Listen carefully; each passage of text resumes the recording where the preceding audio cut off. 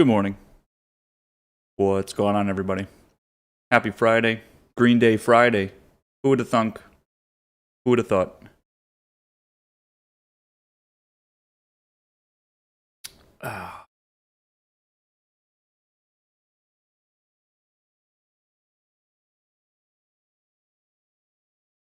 All right, let's jump into this. Futures. Who would have thought green? But they are green. Why? Well, first of all, we had a big sell day yesterday, especially on the tech side. Big selling on the tech side. What do we talk about? We talk about historical retracement. Very likely that due to this pullback or this selling, that you're going to retrace about halfway in between the candle. Halfway through. That's where we are right now. We're already there. So we've already gone through now the motions of a historical retracement to a sell event, which, by the way, wasn't very much. So again, the end of the world vibe is it's very hard to gauge or why. It just always feels the same way, right? So I did make a comment before we go further. I did make a comment yesterday in the channel, the top before the list, that it always feels this way. It always feels this way when they're selling, that it's going to continue to go lower and that it feels like things are going to get worse and it's going to crash. It always feels like that. Got to understand that due to that, it doesn't, just because you feel a certain way, it doesn't make it happen, right? And even if collectively everyone feels a way, it doesn't make it happen, right? That anxiety is keeping us from being too mania-driven in a bubble. We are in a Fed-induced bubble, but we're not in a mania that has zero anxiety. So it's important to continue to realize that, listen, we're only 5% away from the all-time high across most of the indices. Now, NASDAQ is about 10% away, a little bit further away because of those mega caps. But even there, they're still not doing really that bad, right? They're consolidating, going through the motions of a pullback, but not crashing in the same sense. So again, remove some of that fear, some of that feeling, and let's get to work. What did we talk about yesterday? We bought on pullbacks. We're buying it open today for weekend trades. Now, first of all, value has continued to outperform, and if you haven't been a part of it, then you feel really silly again because you've been having a tough week, some of you, but you continue to ignore what's in front of you. LSU says, I could use an alert this morning. LSU is a good example of someone that probably is not trading what's actually working. Not to call you out, but another example of when you're looking to make trades, you can't just make something or anything work. You have to trade what price is showing us and giving us for entries and exits, not based on news, headlines, anything else. If there's parts of the market that are going down, you can't be going long on them. If there's uncertainty, you can't be going long on them. If there are charts that are trending up, while that's happening, well, it makes it even more obvious because if there's only one thing you could possibly buy, then that's the thing you buy. Values never stopped. There was not, JDR says NCLH did an offering. Even NCLH, I'm going to be a buyer over here, and this is why we transitioned, right? Now, we transitioned everything yesterday, and we talked about buying cruise lines and travel today at open. So, yeah, did you get a little lucky if you took profit yesterday? Sure. Those of you in long terms, are you that upset? No, you're not. This is a good spot to be buying. It looks like it should be able to set up a level here at 30.5. Are we going to buy this at open? Probably. Probably we will. So even though JJR is joking a little bit there, you're down to the low of yesterday. We transitioned these yesterday because, again, of what was going on in the broader side of things, and we're trying to be more short-term sensitive, right? We're not pushing things for a month. That's just not where we are in terms of a market. So, for instance, just like CCL yesterday, no, we don't sell it on the candle that's at the top. We need another daily candle to confirm. Just like on support, we have a daily candle pull into support, and we buy on that the second daily candle. Same with resistance, daily candle rejection at resistance, the second daily candle proving the point, starting to sell We take profit, transition, not just selling. We're looking to be buyers. You could have bought yesterday on the dip, talked about that, and also said the safer play would just be to wait till today's open. Is there a big difference?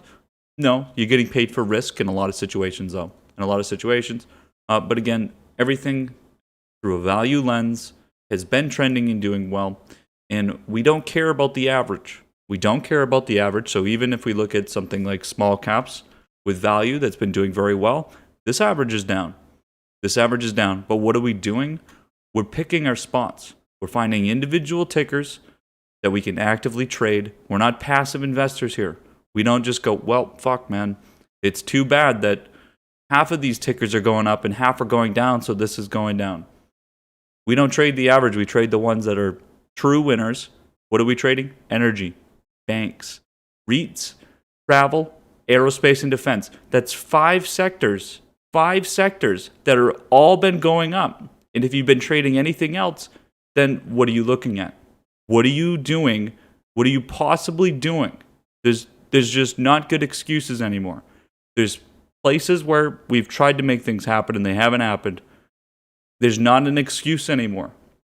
Why? Because if you see the broader market continuing to go down and you keep trying to buy the bottom here that you think's a bottom, if you ask in a month from anywhere in here, is it going to be up? Most likely, but you're losing money through.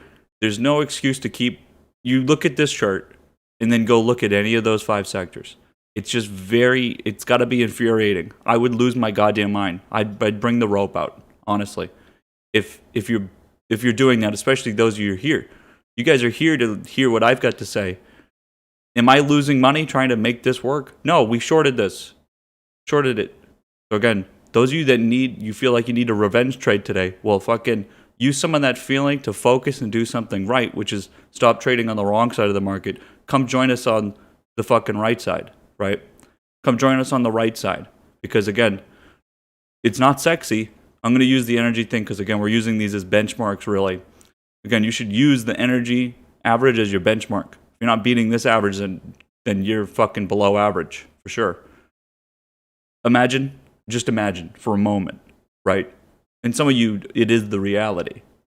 You're trading things that continue to get beat up and you're trying to make it work when there's a whole fucking sector of tickers right in front of you that, again, by the way, if you were in XLE contracts, this is 25 to 50% a day on your contracts every single day. Some of you are losing that every day and you wonder why. What am I doing wrong? Is there something I'm just doing wrong? Is there something fundamentally wrong I'm doing? Yes, there is. Some of you got to use some of that experience of just being on the wrong side and use that as a learning opportunity so that, again, you can enter something that's actually working. It's not difficult. You just need to hit the right button at the right time. And you don't even need to be exact. You could have bought this at any point. Why do I say this? Because it's up another 3% pre-market, guys. It's up another 3%. It's at the point where, again, if you've been losing a lot of money, you could be losing because of an average. I've lost some trades. I've been losing on some trades, for sure. But if overall you're still getting beat up week after week, then it's just not for you. And stop fucking trading. You obviously haven't learned enough and you got to stop wasting money. You have to stop. You know how long it takes to learn this stuff? You could spend your entire life learning this for one fucking trade. That's the only trade you need to make.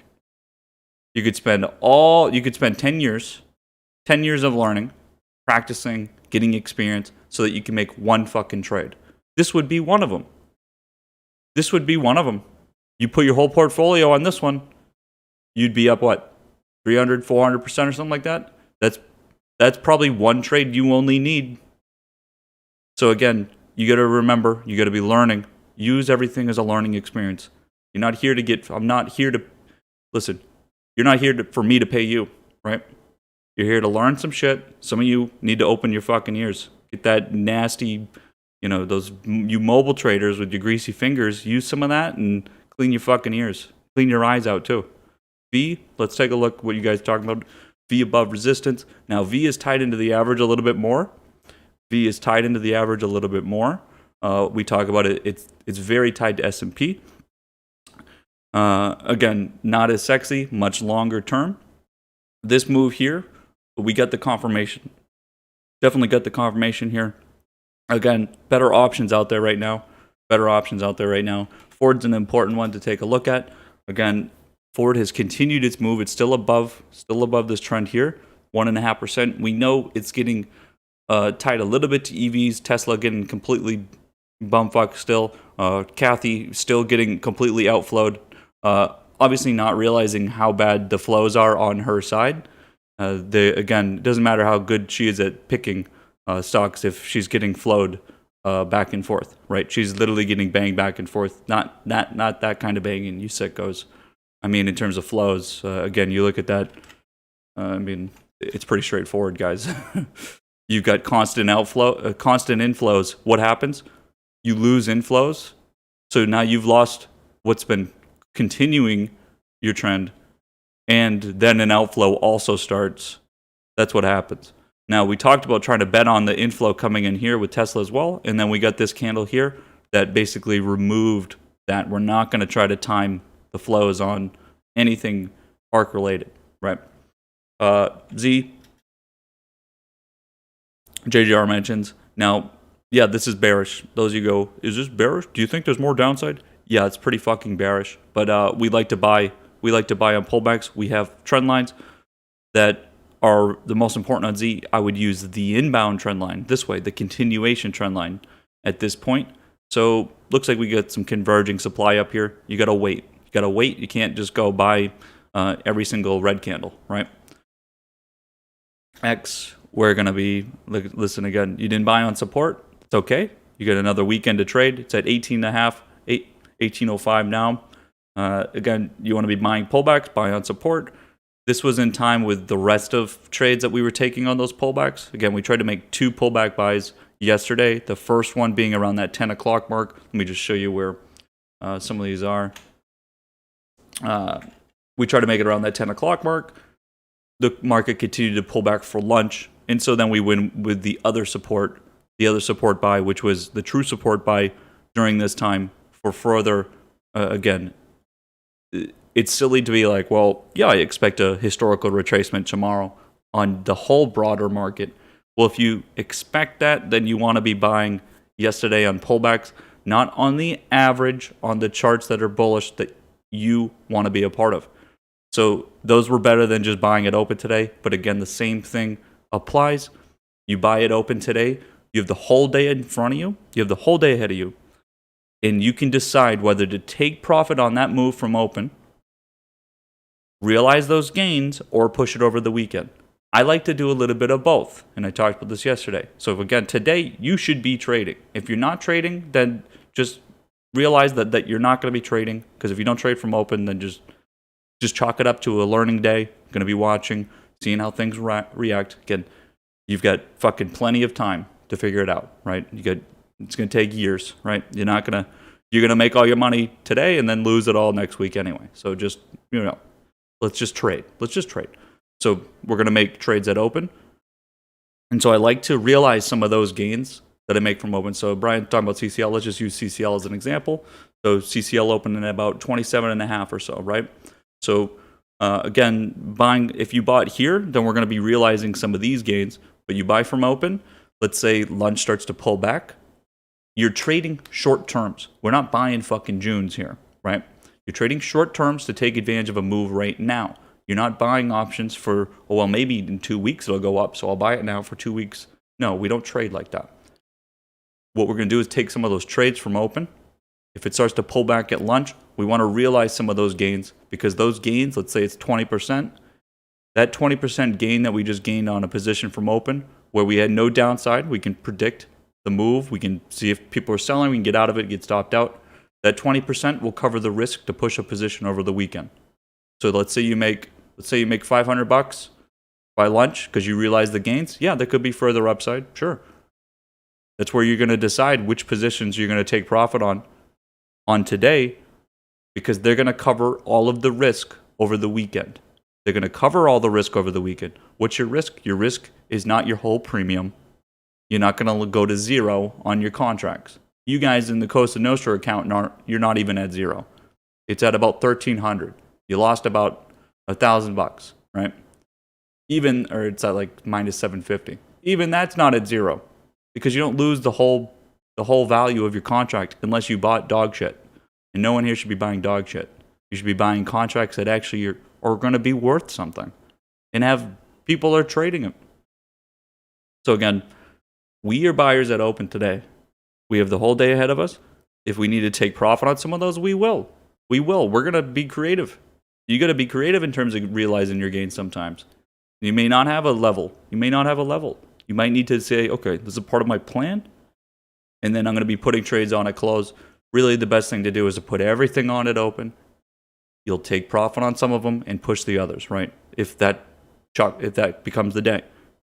That things could change. The plan does not always work, but the plan's there so you can have a plan and you can actually do something, right? In terms of pre-market action, it's all energy. It's energy. It's banks. It's the same damn thing every day. Value continuing to go up. What are you going to do if you're not a part of it? Finally, get on the horse and do something, right? You know what? It's probably over. You probably missed it. You're probably not going to be able to get a part of it. Again, charts that are trending have support. They have a trend line support underneath them. You got to get a part of it. Some of you continue just to... And I keep showing this Discovery and Viacom chart because they're not tied to anything, but they continue to trend to prove a point. On a trend, you can buy on a trend. Again, we do not say, well, because it's so high up here, I don't think we can trade it. What about the pullback yesterday on banks? Talked about it. It's just like this pullback. We're buyers. You had a chance to you're like, well, I can't really get into it because it's not really offering me a pullback yet. Okay, there's two pullbacks I see right here. How many of you actually bought here that you weren't in position already? Maybe one of you? Two? And then you still were wondering why you can't make a trade that gives you a profit for the life of you, and you need alerts. You don't need alerts. You need help. You need to learn something. You gotta do some fucking math. Figure something out. Some of you don't even have your broker set up correctly. You don't even know how to look at tickers. You're fucking fumbling through. You haven't even done the basics yet, and you're trying to do complex trades. Let's fucking just trade, can we? Can we just trade? Right? Just trade.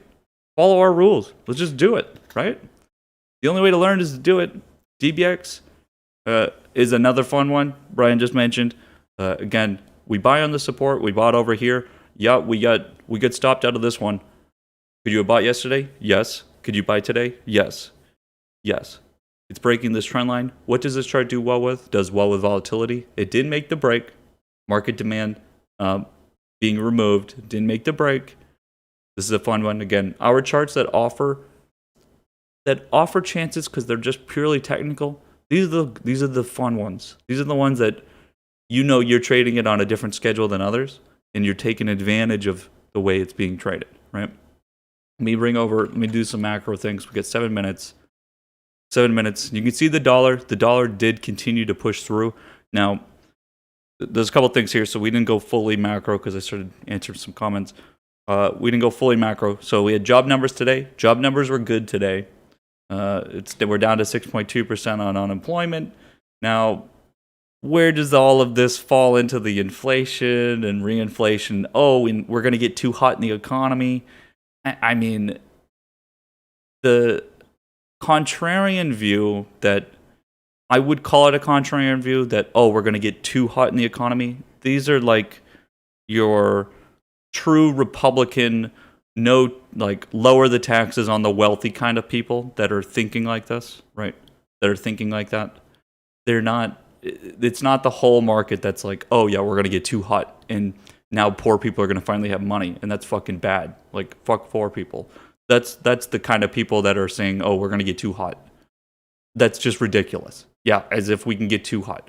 They never even lived anyway through an inflationary problem. So what do they even fucking know? They have no clue. These people don't even understand the math behind it to begin with. So a lot of that, again, remove some of that in what you see.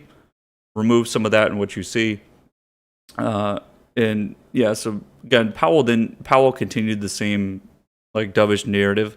He didn't say anything about what the market was doing, and he didn't like try to stop the market from pushing yields.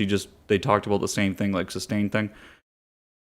This again, the yields thing. The yields, whether they're again, we had the 10-year at like 1.6. Now it's teetering off a little bit. This is good for value. It is good for value because that's what the fucking reason value's going up for. So there's rotations going on and it's pumping volatility and making things look weak, but they're not. You got to remember this signal is a bullish signal. It's actually good for the economy. When have we ever said that? Where, in what world do we live in to say that now that the economy's doing better and it's going to get even better, that markets are going to fucking crash and do bad and poorly? No, that's a part of the people that are trading that fucked up and they're on the wrong side of the market right now and they're trying to correct their mistake. They're trying to get out of tech to go long into fucking value. And guess what? All of us that are in value are having a hard time fucking selling to them because we don't want to yet. We want to keep pushing it. So again, even this dollar move here, what is this here? You know what Asia is? Asia's all tech all the time, baby. They're joining us. They're joining us for some party. So I did some numbers. A lot of the price movement in here that you see are our friends from Hong Kong, from the Hang Seng, coming over. And I wonder why this is going to start to come down here this morning and today. Probably because our equity market's opening up and you can finally spend the fucking money. You can finally spend it and the dollar's going to come down. Here's volatility. We buy on fear. Now, it's not so good to say that, and it's not so good to say we buy when the VIX is high and sell when it's low, but it's fucking true half the time. It's true half the time. Volatility's down 8%. What happened with betting? Here it is. Here it is. We continue to post lower highs. Continue to trend down. Why? Because everyone's shorting volatility still. They just continue to short it. Will this become a problem? It already did. It already did because through shorting volatility so much, as soon as yield started to show sell signals, none of those portfolios, none of those had a volatility gauge that was correct. And we talk about volatility not being correct in terms of the amount of moves that could be made. All of those bond desks are using the spot VIX to benchmark their volatility. What happened? Well, this is acting like there's not a potential of a big move, right? Yeah, it's a little elevated. And so as soon as those yields started to rise and they got sell signals, they all had to sell at the same time. Well, this certainly did not signal a large move incoming. And same with on the bond side, those volatility metrics, IVs over there, did not signal that there was a big move incoming and that it could happen, right? And so that's where the idea of volatility, it is incorrect. It is incorrect. We understand it's been higher, been saying it for a while. It is more elevated than it seems, and you can see this again on IVs, and that's why we use implied volatility over the spot VIX to make decision on our options, because it's tied to it, and because, again, the stock market is a derivative of the options market. What's today? Today's Friday. Today is Gamma Squeeze Friday, Green Friday, because of that. All those contracts that expire today, well, market makers get to make a decision. Do we need to pay these or not? Do we need to be delta hedged against these or not? They make those decisions based off of the gamma. That's the acceleration of the price move. It's going to be a lot of fun. The thing to remember is that March monthlies are coming up. That 19th date, that's the most options that there's ever been in the fucking market again. As we get closer and closer to that, decisions need to be made on whether or not you need to be hedged against those. Let's talk about the market makers. What's one area where that seems pretty fucking wild? On the tech side. Because how many options, how many calls are being fucking bought over here? And if this just moves a couple points leading into that March monthly date, so we're getting vibes again, just like over here, what I did over here. Now, Whoops. Now, we're talking on like an even broader sense. There's going to be a lot of squeezes out there, and again, it's violence. It's instantaneous price movement. It's going to be violent. It's going to be a lot going on. How do you know? How do you get a part of those? You find places that have a fuck ton of options on them. You find where the options are. And you got to be able to get a part of it and play with that volatility. Some of you are going to get burnt on it, absolutely, because you're going to be in too late. Because now you're buying after people, there's like hundreds of thousands of contracts. Did you go do that? No. Stick in your lane. Stick in your lane, right? Let's see what we get today, boys. Good luck. Good luck. I'm not sure what the delay is. What is their delay? Like 3 seconds?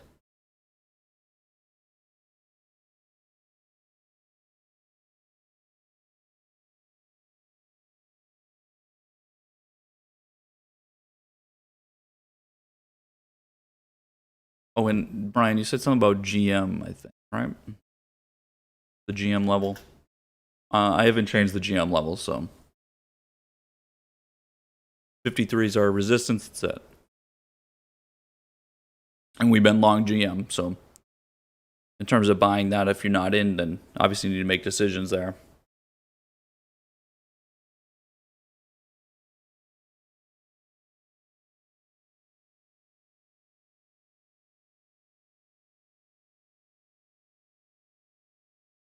So again, we're opening up. We're opening up high. We're opening up high.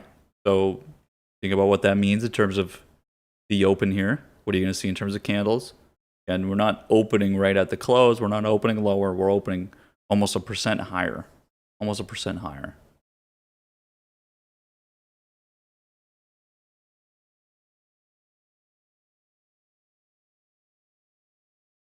On the Russell 2000, IWM, almost 1.5%, right? So what do our candles going to look like here? You guys know.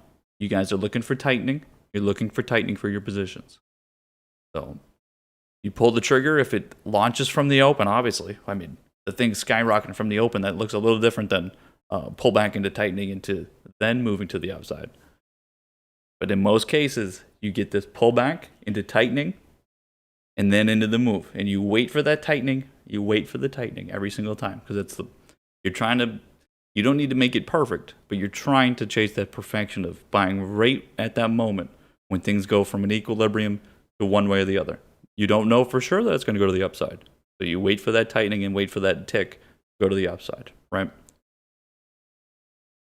Now, of course, you need to be getting filled through this tightening. You need to be trying to figure out, okay, well, how do I get my order in there? Because you don't want to be missing the move. Again, that's where your experience comes in. Where the experience comes in.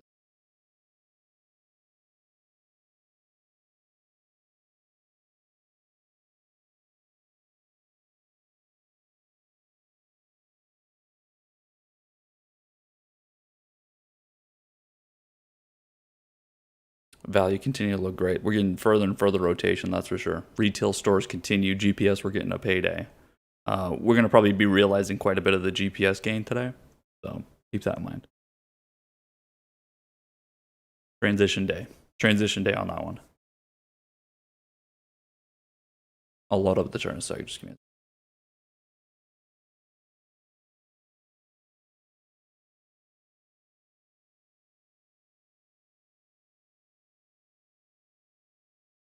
GPS. So again, remember where you are. Now you're within the channel. You've got a whole lot of daylight up here, right? Whole lot of daylight up here. Why? We're looking for, again, on the SPY. It's been doing pretty well on an average, even though it's tied into tech so much. Needs to break this level up here. But still doing considerably well. But again, we're not making tech happen. We're just not going to make it happen. Stay in our lane.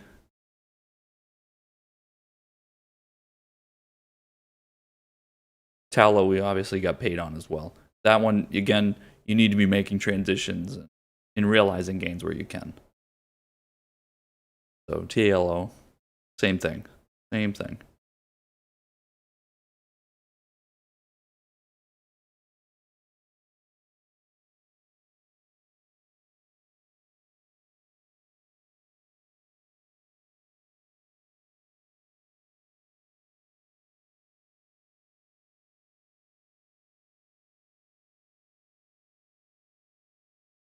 lifter at 4%.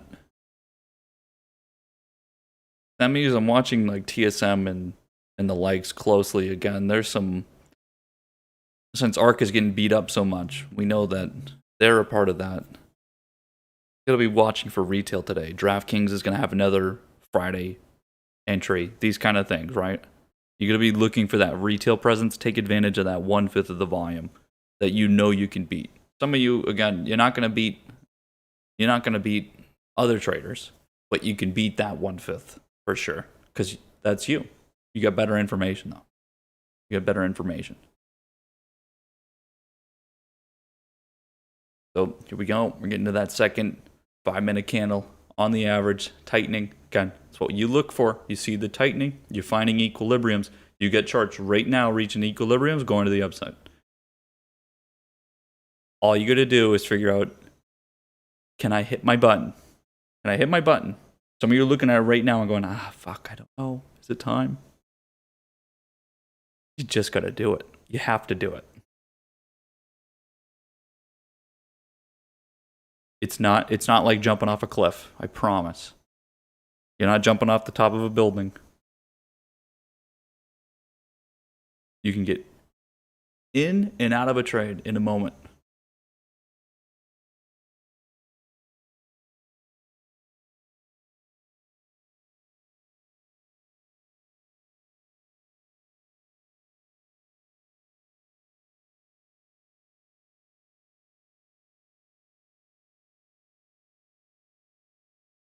Okay, let's bring up some travel charts, like AAL.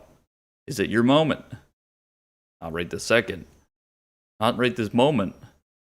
You're underneath resistance here. That makes a problem. That does create a problem. So you need a little bit more information here about something like CCL. Let's take a look. We're still above the low. So again, you do want to be above a low. Has this tightened? No, it has not yet. So no. What about this over here on the average? These averages are tightening. So again, there's areas where this is happening, right? So again, your timing is going to be a little different everywhere, so you can't hit the same button on every single chart. You want those to go lower. You want them to go lower. You get a better price. You want everything to go lower so you can get a better price. DBX did go through the trend from close yesterday, continuing its trend, acting like it's the same day from yesterday.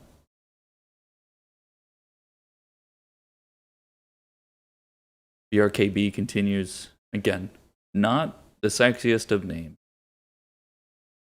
but it's nice to get paid, isn't that? Nice to get paid. Aerospace and Defense, GE, the big boys, SPR, RTX,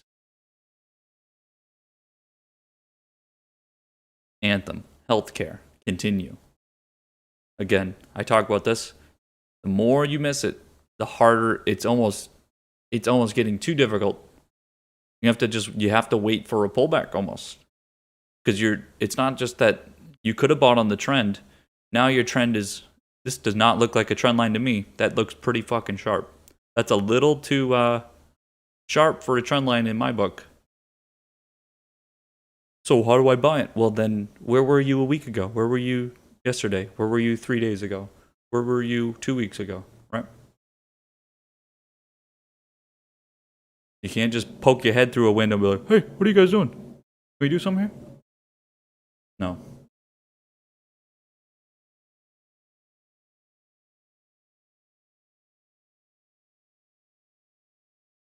Energy, continuing to hold the level. Individual charts are doing very well there. And again, retail stores looking very good. So again, there's opportunities out there for some of these trades.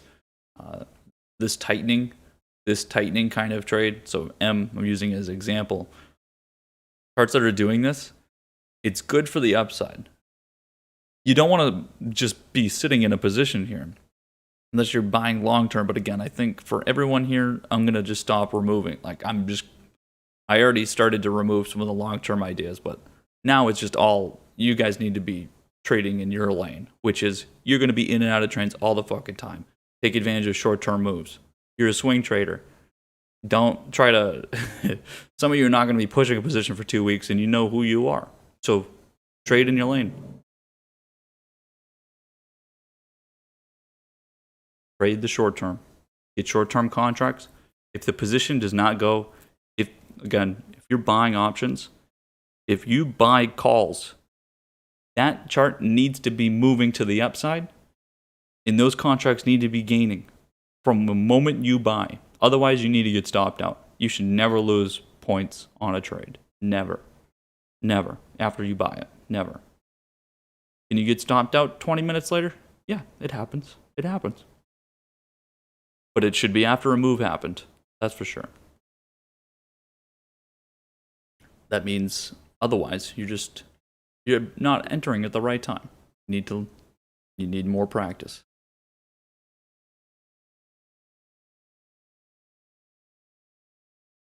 KRNY from yesterday's charts. It doesn't get much easier because you got a whole number of 12 as your entry price. Doesn't get much more straightforward than that. This trend line, for those of you that don't know on the chart, comes in about 1260. 1260 KRNY. What is this chart? I don't know what the company is, but you know what I do know? Part of that small cap financial space. All those regional banks, that's what makes up a lot of our small caps. Our small cap index of the Russell 2000. A lot of those are little regional banks. And again, we're using these charts as basically, you can use them as benchmarks, whatever you need. Whatever you need.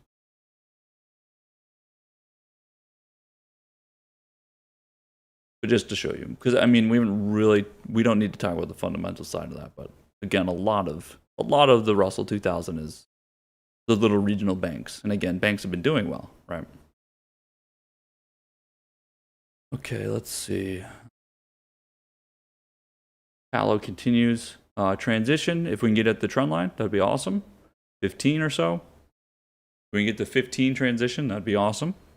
I mean, is it going to happen? I mean, it certainly could. Certainly could. 10% away. Don't really care about how much percent it is. So it's in the realm of possibility, though, for sure. Again, you've got no supply until the trend line. The whole point. Value looking great. Value looking great. Again,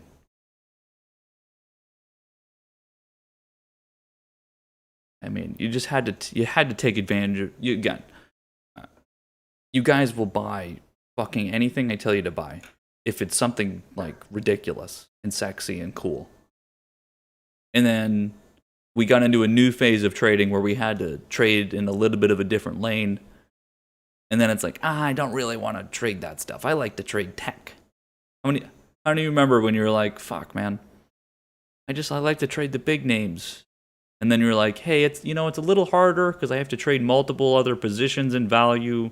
I have to instead of one position, I got to get to like 5. How many of you felt like that? And then look at through that learning phase of trying to get there. Look at how many points you lost, right? Been doing this for months. Again, for the next time we have to turn into something else, I want you to remember the start of this moment because again, I got prepared for it.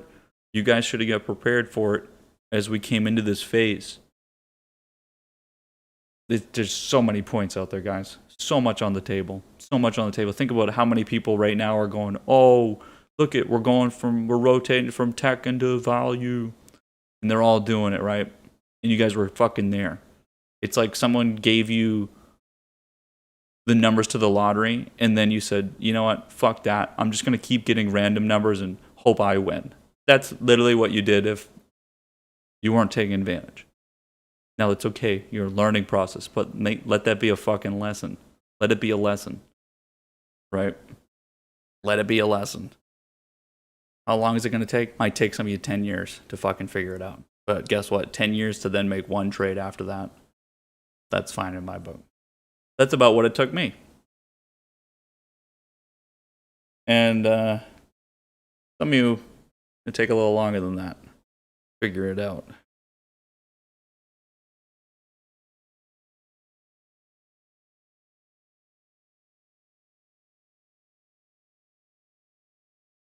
GPS pulling back into the trend line. me bring up, there's OMF from 2 days ago. Important to see that trend line there. Same idea. Small cap space on the finance side. Again, look at this. Straightforward, right? Again, you need to look at the charts. If you don't know the charts, that's your problem, not mine. Let's take a look at some things on the retail side. Something like DraftKings. Is that not in the most prime spot for you, or what? Does it get any better than that? Probably not. Probably not. So you need to be watching, looking, seeing the interaction on levels. You're seeing it, right? You're seeing it. You want it to confirm. It's confirming this zone. I wonder how many people will make this trade today. We made it last Friday, and you would have got 100%.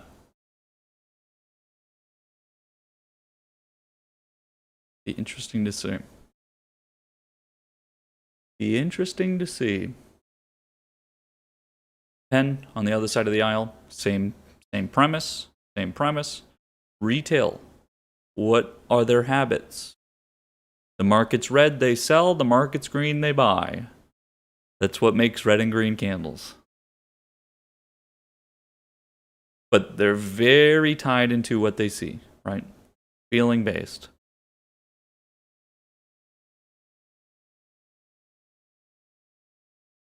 PRPL at its level. Very retail heavy. Very retail heavy.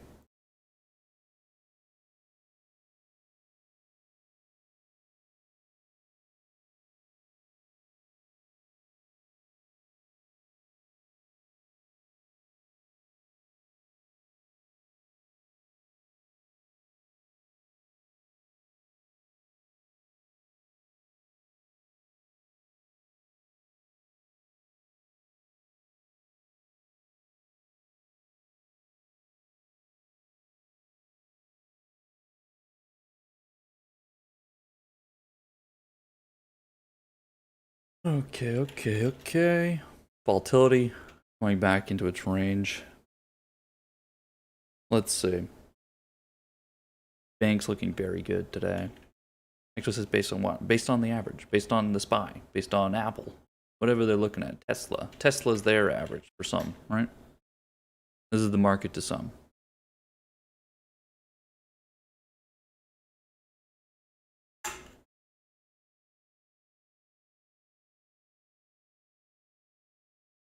See if we can find some things on the sell side here. LX is a possibility at that 1070 area. Possible there.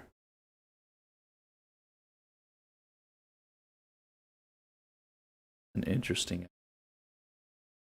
Maybe little daddy vibes over here, huh? Intermediary tech, not full mega cap. Don't nearly need liquidity. Twitter's a no. Travel, we're waiting for the moment still. Etsy, some of these are in the realm. It's at the lower end. See something like Etsy here? It's within its lower end here. The supply, the support. It's got a tightening candle here. That'd be a bullish candle. These kind of things, you want to be a buyer on, right? You want to be a buyer on.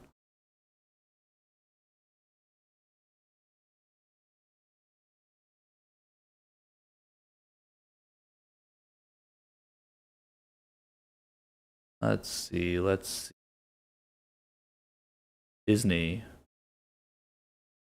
Not enough movement. I like volatility. Want some shit that's moving.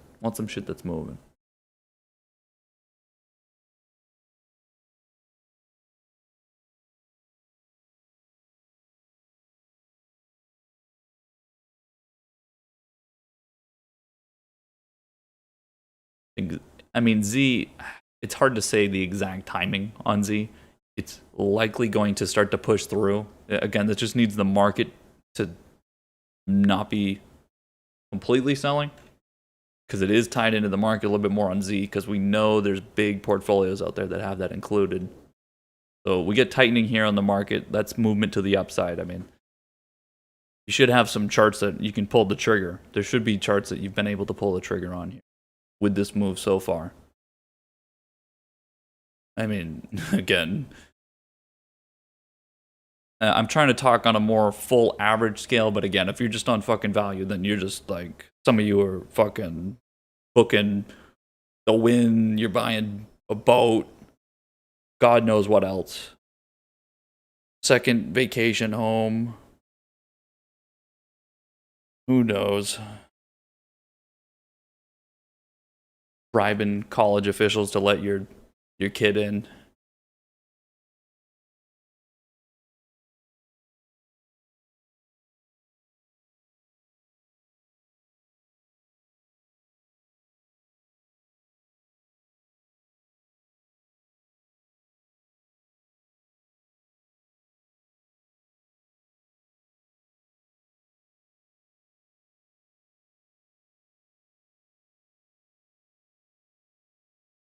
This is today.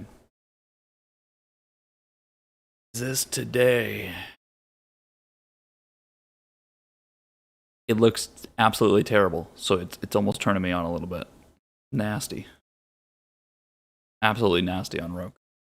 It's almost turning me on here for a Friday. This was last Friday. It was a lot more bullish. Pretty easy trade to make. Pretty easy trade to make there. Over here, La La Land, but not the good La La Land with Ryan Gosling. This is...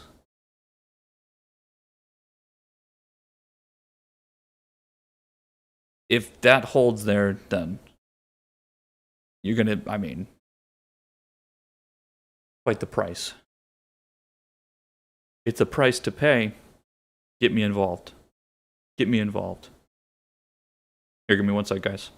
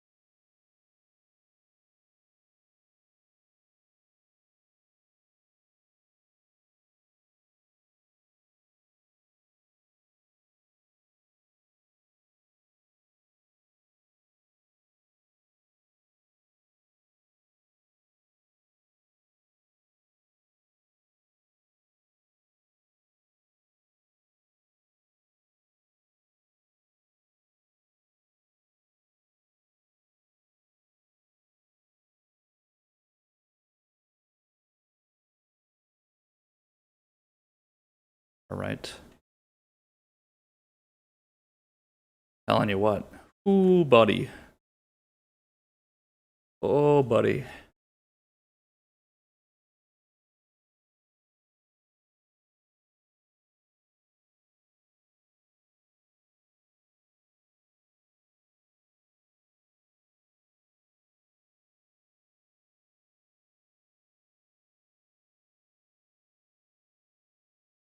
All right, everything's holding its level. Waiting, and we're waiting. Some things we haven't gotten full tightening yet.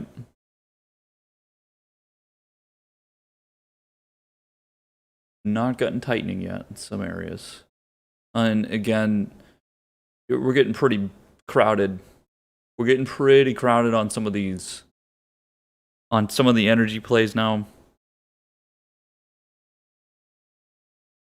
And what I mean by that is, again, the rotation is getting, it's getting further and further into energy. So again, you see things coming down, it's because it's rotating. So we're, again, those of you that are in this position, you're probably getting pretty fucking bloated on some of your positions. Like the value is just, it's getting a little ridiculous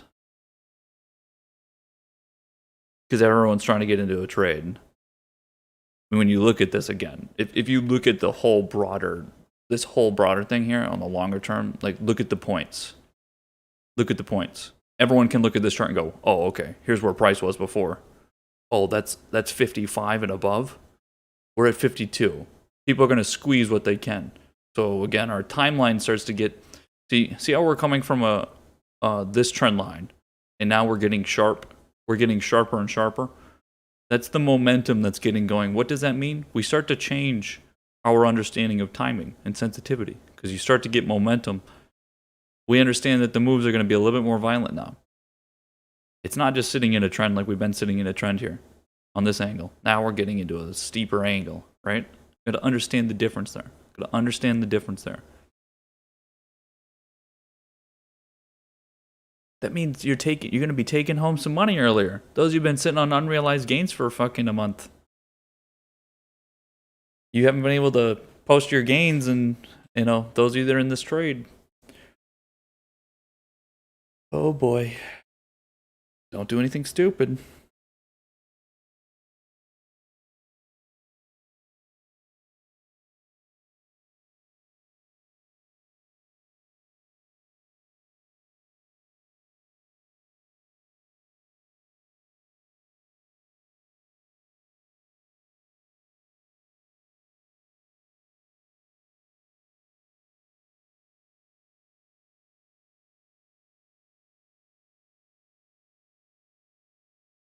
TGI interacting with the trend line again. These are all up like 3%. So again, everything was up from the open, holding value. You're getting a little bit of take profit from there. We're gonna be watching GE here for this move again. It's all about what contracts you're in, but I'm not gonna lose.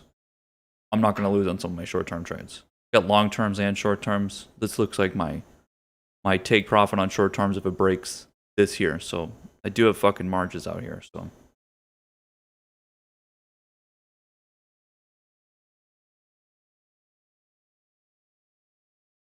And again, that's from over here, not from. I don't think I need to like explain this move here, but.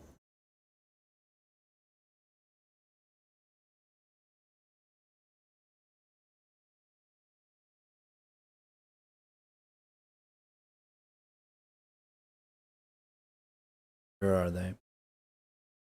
Where are they? We're waiting for the big boy demand still. Let's see. See if we can figure out their timing. It's about to be 10 o'clock. 10 o'clock. They are probably waiting. If they don't provide their demand, then what's likely? You get the pullback from the gap. Not really a gap, but from opening up almost 1% higher on an average. They wait, digest, comes back into the level, then they get to buy at fucking instead of 1% higher, 1% lower. That's a pretty big difference for a trade that's going to be $1 billion, right? Going to go put a $1 billion trade on 1%'s a fucking shit ton. So 10 o'clock, the big boys come out.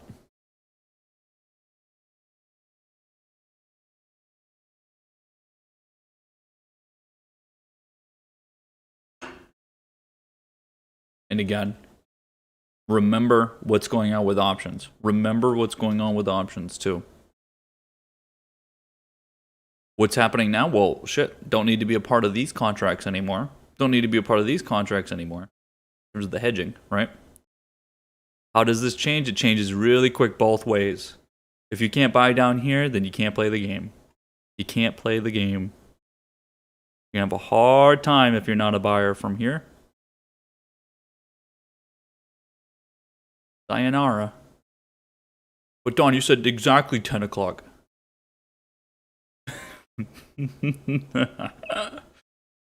Oh.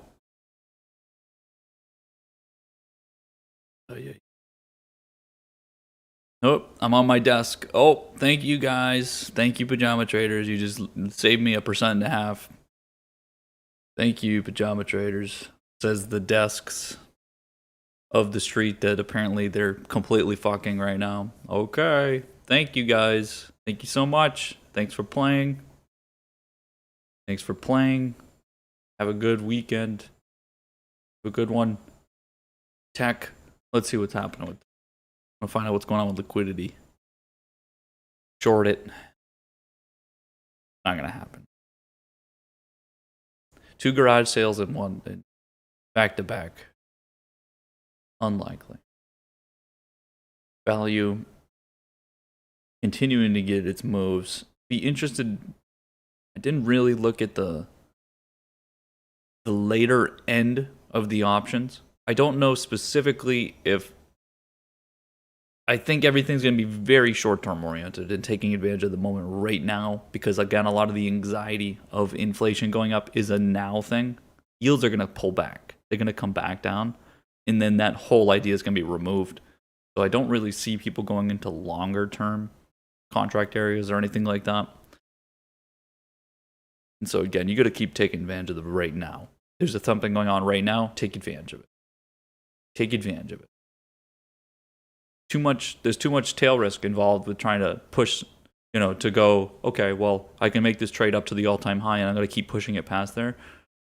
That's just too much. You don't need to make a miracle happen. All you need to say is, okay, prices are going to go back, even if it was only 5%. That's a big fucking payday on options. So, again, you don't need a fucking multiple months of time. You don't need that much time. Because it's now or never. Now or never. Why? Because that's the market. That's the market.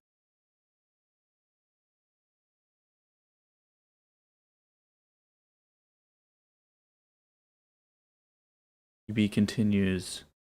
Our trend charts continue as well. Continue to trend. Big healthcare. Big, big energy. Retail stores are going. They are starting to get it. So again, like FL here, this is a good spot to be getting through. You have an easy level, 52. Breaks, you keep going.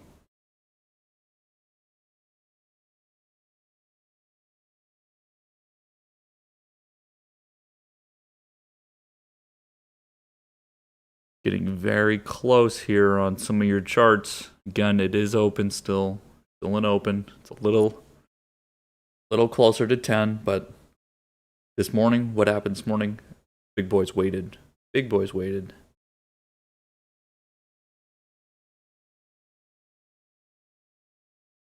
EDX, look at that chart down there. Oh boy.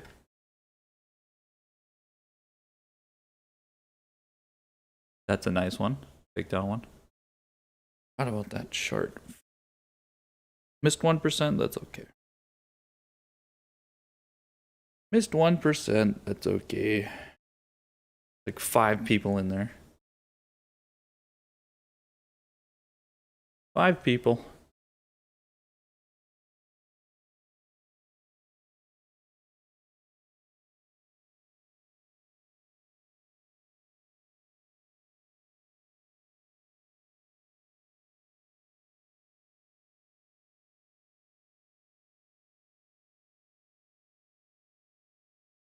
Pullback opportunities are just, oh.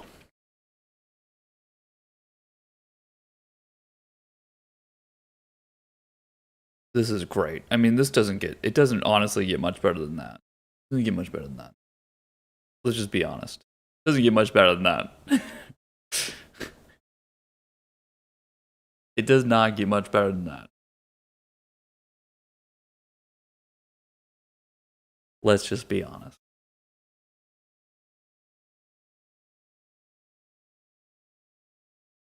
Wonder where that's going to be on Monday. Wonder where that's going to be on Monday. The chart we're looking at. NCLH. Nice offering. Give us a better price. Yeah, it's a little bit more supply out there. So it's not exactly, the candle's not exactly right here. It's up here with the rest of them, but that's okay. We'll take it. We'll take it. Thank you.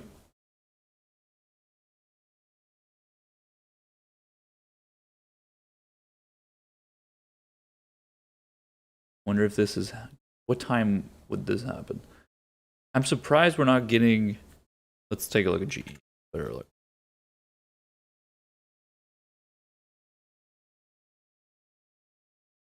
Surprised we haven't seen this yet.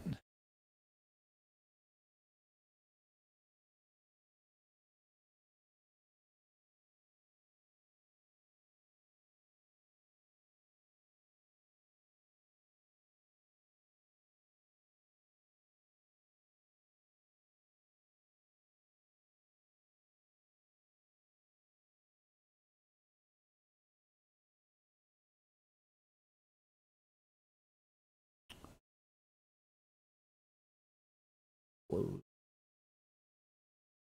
You want to put a long position on. Wait for close.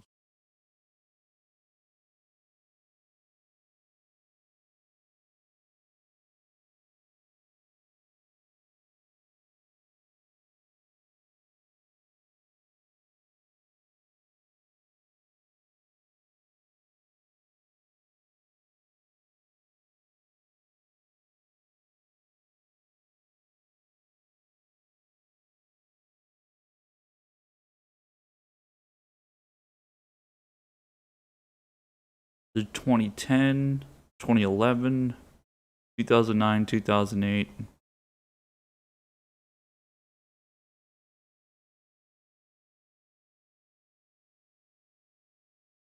Oh, buddy. How much is this right here?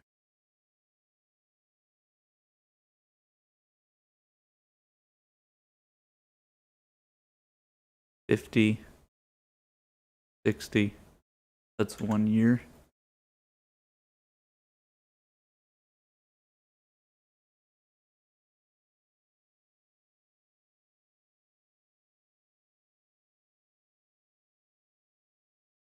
I have no idea, Wiz. I just react. Am I a buyer? Yep. It's Friday. Putting positions on over the weekend. If it doesn't go up, oh well.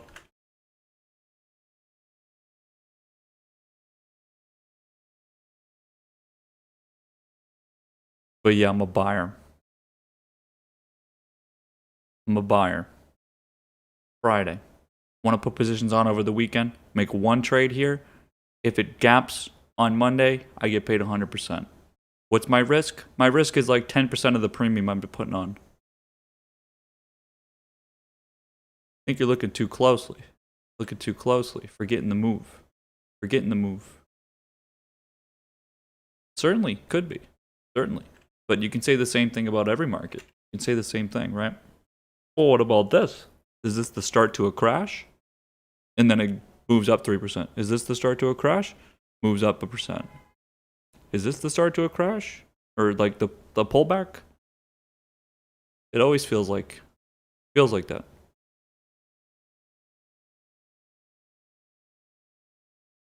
If the chart was bearish, for sure. If the chart was bearish, then we would say, no way, I'm not touching that. But the chart's not bearish, is it? The chart's bullish.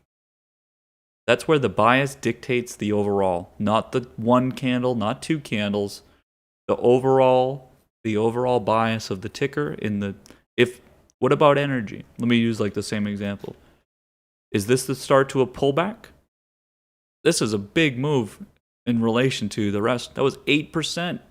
8% on energy is the fucking someone's house. What did we do on the pullback? We bought through this fucking, not even the best timing, bought a little high on that candle. We bought. What was that? That was Friday. That was last Friday. You know what you got paid? You made the easiest 100% in your life. Easiest 100% in your life. This is last Friday. These two candles. If a chart is bullish, it's going to continue its trend. With probability. It's a higher probability it continues. Travel is overall bullish, so it has a higher probability to continue. If this was a different chart, no way. That's fucking terrible. Now, what's the timing? This might need to wait until close. It seems like some of the big institutions are waiting.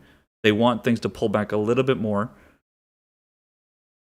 Maybe you have to wait until the very last moment of close to get the best average. Maybe. But will I take that trade no matter what? Yes, I will. I will take the trade no matter what because right now value continues to move. And again, if you don't have the cojones, it's going to be really hard to be the big kahuna. Who's the big kahuna? I'm the big kahuna because I made a fucking trade that you could have hit the same button. Difference is just hitting the button. But it's about being in the right place. About being in the right place. You didn't buy, you're not going to get fucking paid. Yeah, it could go down. Whole market could go down. Whole market could go down. It's a good thing I made all the fucking money during all this time. Good thing. It's a good thing we've been on the right side of the market, right? But if you don't if you don't stay consistent, if you made money on something before multiple times, and then say this time, I'm not going to do it this time. Not going to do it this time. You know what? I made the money on each one of these pullbacks. I've made a living off of buying and pushing into the next trend. But this time, you know what? I'm going to be a pussy and I'm not going to take the trade. You know what? I've made enough. I'm done. I'm tired. I'm tired of having to make these hard decisions. No. Those of you that have been buying on these, you know how fucking good it feels. How good it feels to be a part of that moment, that challenge, that adrenaline you get when you're buying on something that others are fucking, I gotta get out of here. It could go down. And they ask the question. We don't ask the question. We don't have to ask the question in the moment. We've already made up our minds. We're going to react to price and that's it. Price starts going, we get it. You didn't buy it? Too bad. Too bad. Feel bad for some. I feel bad. But I don't feel bad. I don't. I do not feel bad. Do I feel bad people didn't buy X? No. Do I feel bad people have not bought energy for a month? No. Because since you didn't, I get to make more. I get to make more. Some people in chat that blindly just do whatever I trade have made more. Have made more. What about Banks pullback? This is like life or death here. This pullback, was it irrational to buy it here? No, it wasn't. Trending to the upside, yeah, it could fucking come all the way down here for sure. Did this have? Why did we buy this yesterday? Because it's a pullback, it's opportunity to buy. Could it come back down? Yeah, get stopped out. We'll get stopped out. Those of you that don't know how to place a stop yet, just stop trading. Stop trading. Stop trading and then come back. Come back. Come back. Some of you are still looking at fucking shit right now. I know you are. You're looking at prices. You're like, well, what are we going up? Are we going down? It looks like we could get down. I'm seeing Twitter. Twitter says we're going down right now. Looking at Apple. Apple's going down. There's a cost for everything. Cost for everything. Someone's going to pay you.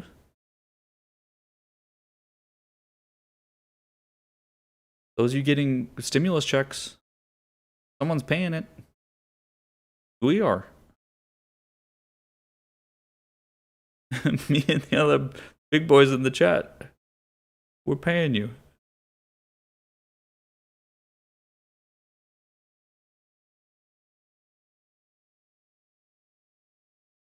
Remember, it only takes one trade.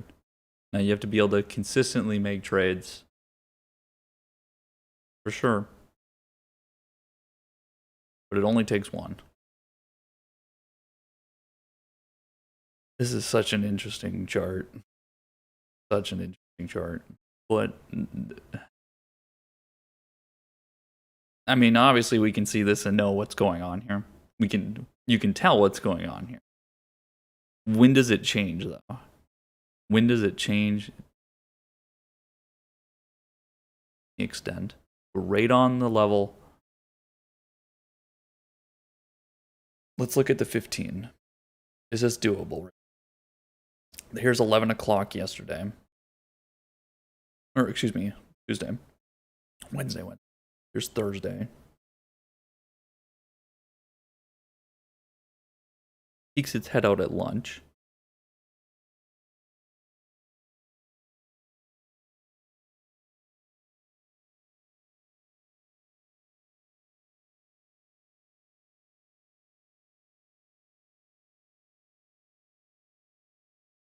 This is all options related.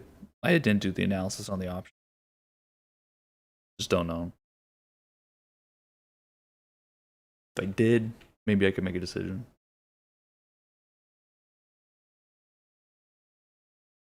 Look quick. I'm interested. That's all. So that's all That entire chart right there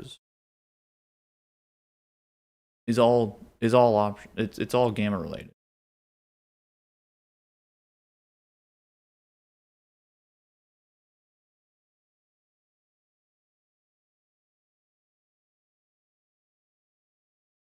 There's like 5 fucking people in here. 50. I don't think there's enough for it to squeeze, but we could make it. How much do you have to buy? March 5th. Do you guys want to make a squeeze happen?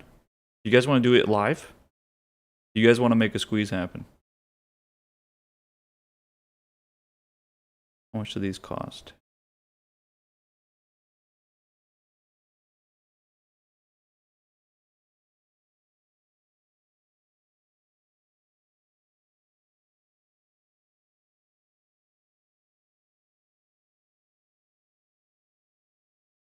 It says I got April's. Yeah, those are not going to squeeze. But guess what? This week's contracts are pretty cheap. They're pretty fucking cheap, and I don't know how much exposure we would need to. Let's see what we can do. Let's see if we can have some fun here, because we're still trying to do. I'm still trying to figure out how many fucking calls does it take to cause a gamma squeeze? A flat number across everything. Because again, there's a different number for everything, but what is the point? What is the point at which things get triggered? Things get triggered and they have to go by. Let's find out together.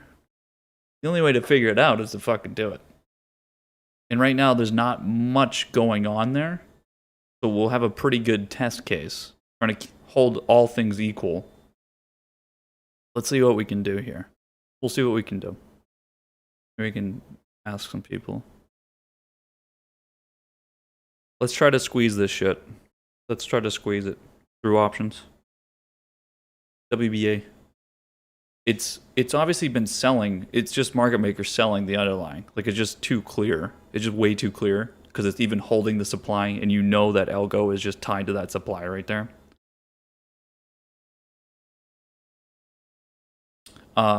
From like contracts from today, 5s, 12s, and 19, the monthlies.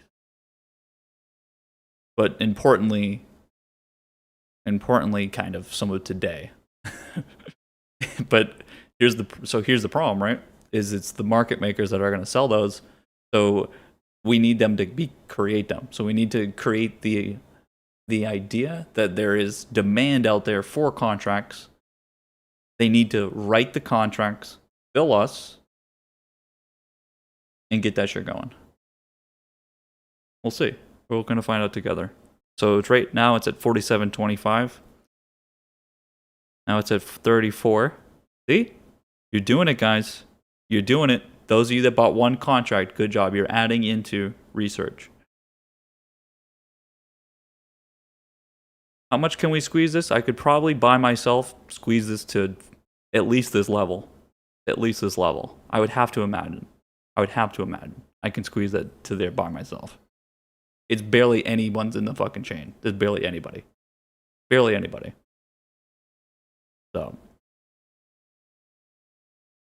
Brian says 54 by next week or I don't want it.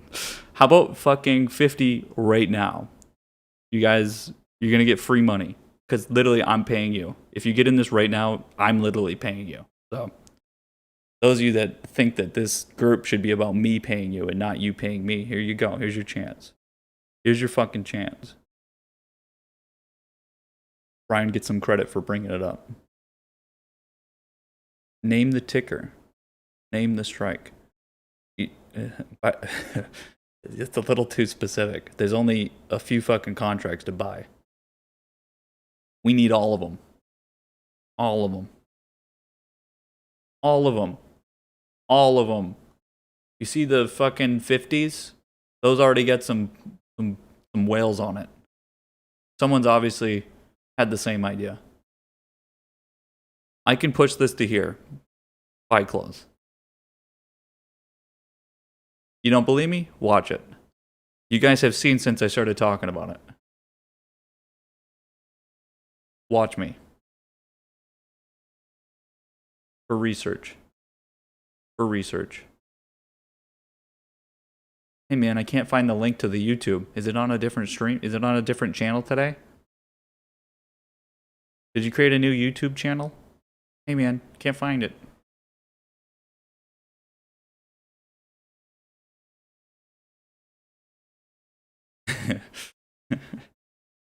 For the first time in his life, Brian says, I'll grab 100 contracts. They're 1 cent, by the way. For $100, you guys can own 100 contracts. That's a lot of contracts. 100 times 100? Holy moly. That's a lot of fucking shares.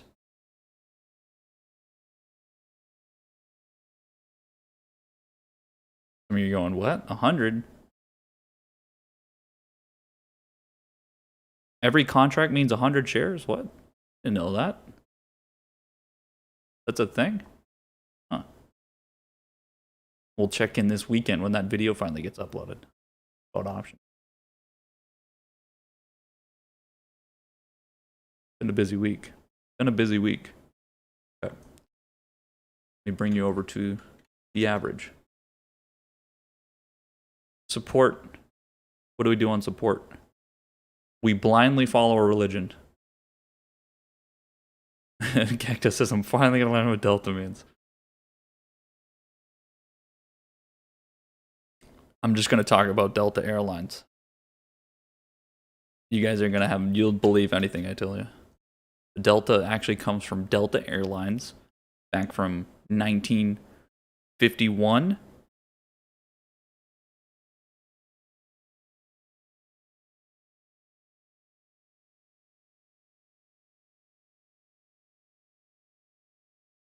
We're buying. We're buying. We're buying.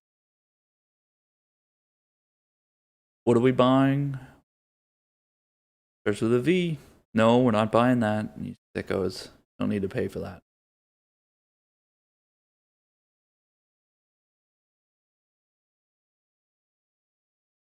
F, great move. Really doesn't get, it doesn't get much better in terms of holding value.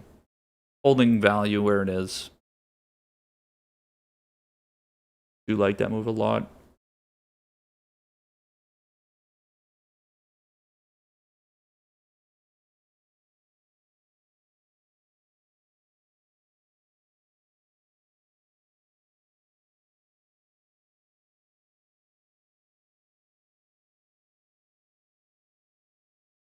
I don't know what that is.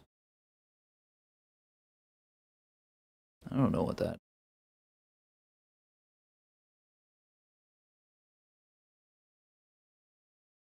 Getting some trend. Getting into some trend. Dish is above 33.5, by the way. If you didn't buy the pullback, but you can still do it on the level. Still do it on the level.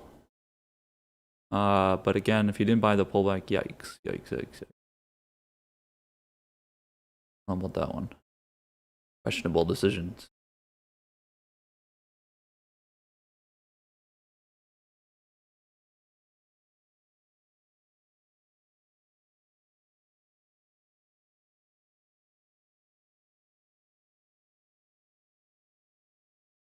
All right, I think it's happening.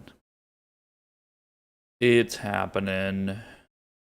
See if the big boys come in here.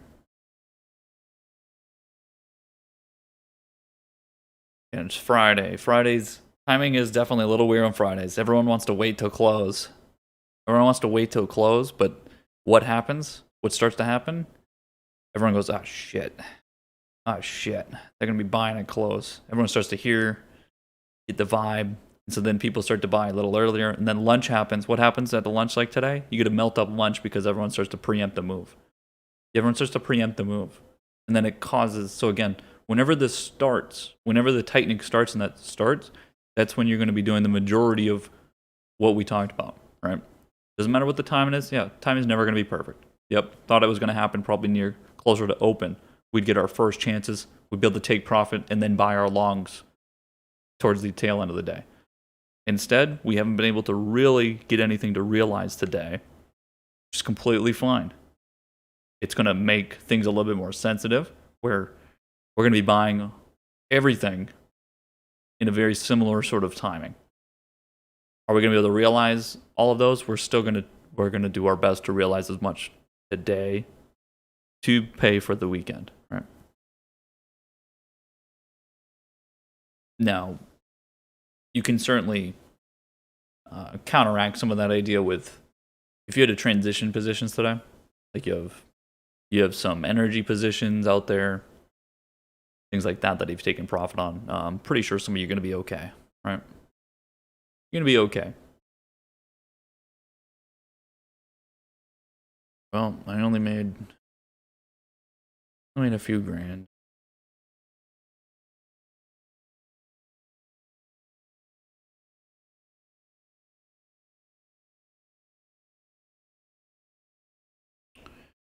We're coming up to the high over here, this high wick. Now, we do have some price up here, but it's basically going to be all-time high. Again, I know fucking all of you missed this because I don't see you guys in the chain. This chart, if it's going to break through some of these highs, then again, now you can tell it's gotten tightened, but if it breaks into all-time, then what's going to happen? You're just going to keep fucking climbing. Get no supply. There is no supply. So again, this is what we do here. This is what we do here.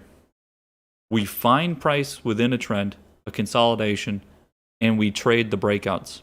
We can trade this move, but this is the real move. That's the real move. Yeah, this was great.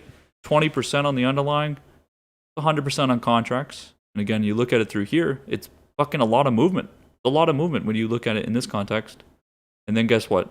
You really started to get going on this chart. This trend, it doesn't feel that sharp. This is the normal angle, right? The normal angle across the market. What happened here? We started fucking really getting going. This pump through here, this through here, this is some sharp shit. You're breaking out of this channel and it's a breakout. It's just a breakout. We trade breakouts. So again, I'm taking this trade. Important to see what you miss. Always important to see what you miss. There's a lot of charts that I miss that look like this just because I never looked at it. But again, those of you that are not doing the greatest, there's a lot of good fucking trades out there. Need a little bit more time. Need a little bit more time. As in the time you put in. And then as you get better and better, it'll take less time. It will take less time. MFC coming back up to the level. We'll see if today's the day. Got no clue. No idea. No idea. Resistance. I don't get to decide whether it goes through or not. I react. Today the day? Maybe. Friday? Maybe. Google keeps holding. EIX is at this trend line here. Fucking wonky chart. Wonky chart. In terms of this sector's been doing great. This chart's fucking behind. So, we'll see. The tech continuing to sell. Continuing the trend. Continuing the trend. Important we keep it in mind. Keep it in mind.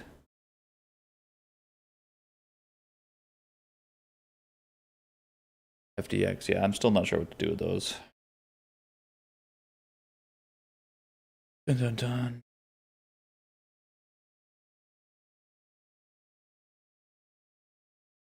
I'm just not sure if I'm a buyer there.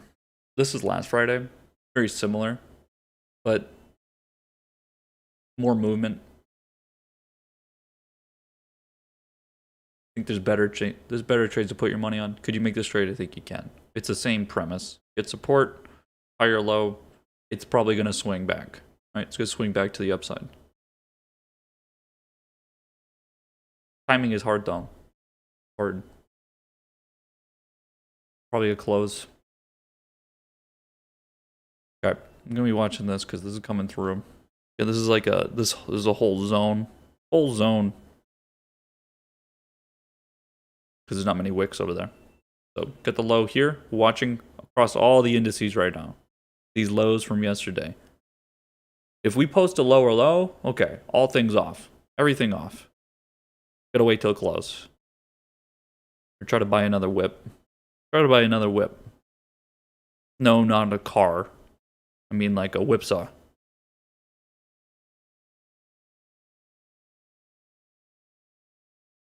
But you gotta be buying. You gotta be fucking aggressive, attacking on every single chance. It may take you 100 times. You only need to do it once. It may take 100 times. Only has to happen once.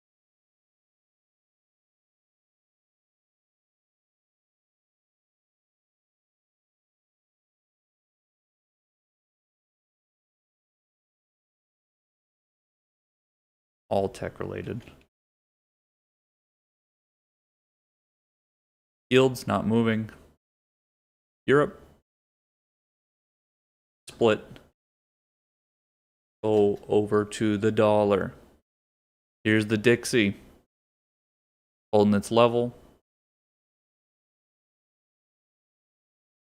Local highs are getting lower. We'll see if it gets a lower low here. Now bring it over to volatility. Volatility obviously reacting to S&P. Still lower. Still lower. Waiting. What's going on the option side, on the derivative side. Movements towards the downside still. Towards the downside still. Everyone's shorting. Not expecting more volatility or trying to purposely keep volatility down.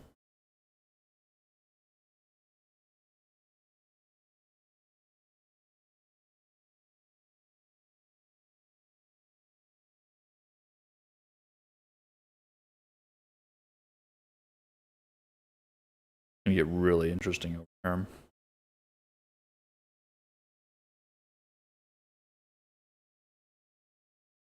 Very interesting over here.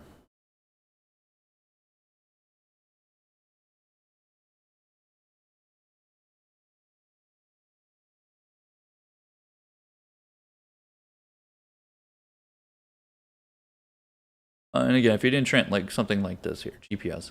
Those of you that are in this position, you didn't transition from there. I don't know what you're doing. So, right? Talk about it. Talk about it. You got to take advantage of what you were given here. You have to take advantage of that. If you're not realizing, and again, that's where some of you will use like the excuse of, well, push my winnings. What have you been fucking doing the whole time? You've been pushing your winning the whole time. Or buying on dips, and if you get paid, if you bought on the dip yesterday, or you've been pushing, you are getting what you were waiting for. You don't get to go, well, it'll go back. Maybe it will, but then you'll buy new contracts, right? You have to take what you're given. If you don't realize gains, then you have nothing. You don't have anything. You're literally you're just making good trades, being a part of moves, and then never actually realizing them. And it's, again, a big part of the market in the way things have always been, is that you make gains and then now your portfolio increases and now you can trade with more. And you just it's a fucking constant loop, and you just keep putting more and more, and you never really get to take it home. And you never really have anything. Because it's just in a fucking account and you're just trading it. You're just playing a game with it. And then the day comes that you make a bad trade, just a part of trading, and now you lost all of that work that you did before. You never realized it and took it home. That might be a portfolio discussion for another time. But you do need to realize your gains when you're given them, especially in a gap situation. No excuses. No excuses. Again, take home your gains when you're given them. And again, for those of you that are wondering, certainly you need to keep your portfolio to a side that you can manage. If I continue to profit, I don't just continue to get my account gets fucking bigger and bigger, and I need to now trade with larger sizes. Done it a couple times, but you upgrade through that as you get better and better, right? Some of you will listen, it's really fucking hard to actively trade more than 100 grand. I promise. Some of you are going to be there for fucking years. You will be there for years. Those of you that are, I'm talking like actively trading, like have 100% of your cash in. It's very hard to trade more than 100 grand actively. Making active trades, got a bunch of positions. And then going from there and starting to upgrade that number, right? It gets more and more difficult because you're basically trading a bunch of $100,000 accounts. Actively trading it, right? So yeah, some of you have really big fucking accounts, but that you never really get more than half of that cash ever working for you. Fucking difficult. Again, you should have a limit and just take home everything on top of that. Fucking take some of that icing off the cake, right? Those of you that keep losing money, well, maybe you need to fucking lose some and take some out. Drain too much money.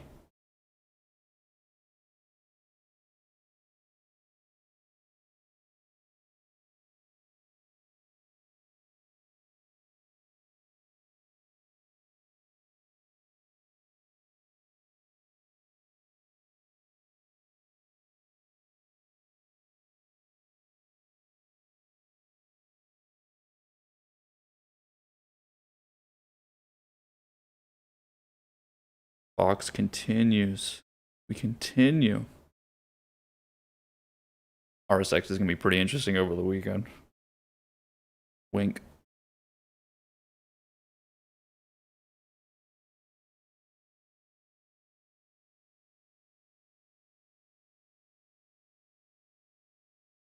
Lyft. Where's Uber?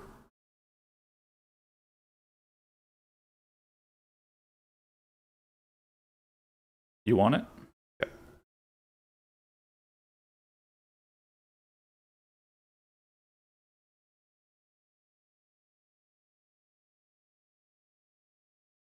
What can we do on the sell side here? What can we do? Oh, buddy. Oh, buddy. Yes, yes, yes, yes.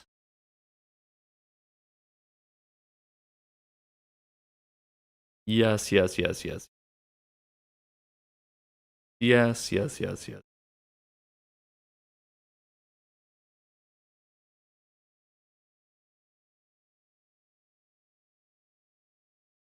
Thank you very much. Thank you very much. Go put some orders out there. Let's put some orders. Do some math. Calculator handy, boys. Gotta get your calculator handy. How much? There you go. Put it in.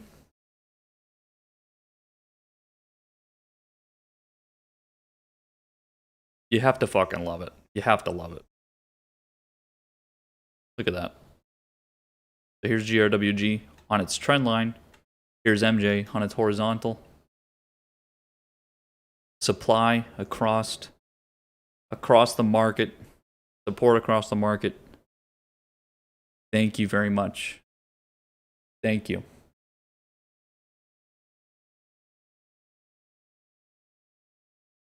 See you guys on Monday.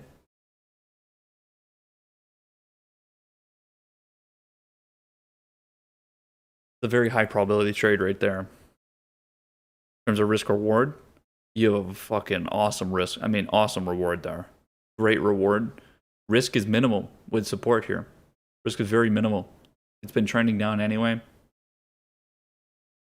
Hard to keep selling it. If you don't have anything, it's hard to sell something. You don't own anything, you can't sell anything, right? Yeah, GME getting the Friday squeeze. And all those contracts today. Meme tickers, triple BY, right? Likely to get a squeeze as well.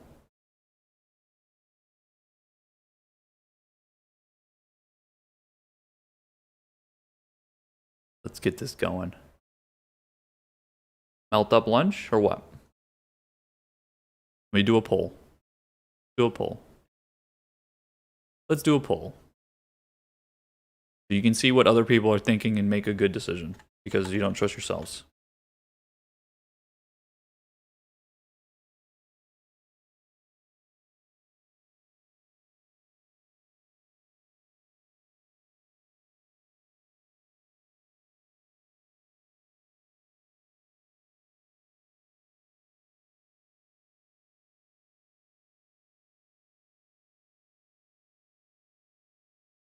There you go.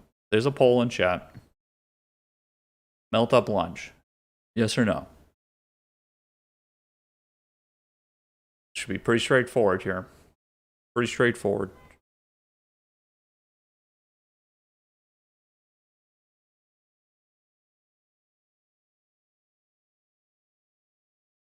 That fucking... Alright, where are they? Where are the boys? Where are they? They're coming. They're coming.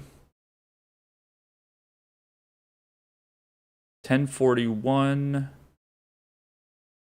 We're just over an hour into the day. Just started. We just started. WM. Oh no, where's our lines? Where's our lines? Oh well. WM, we're looking very good. The mob trade. Never bet against the mob.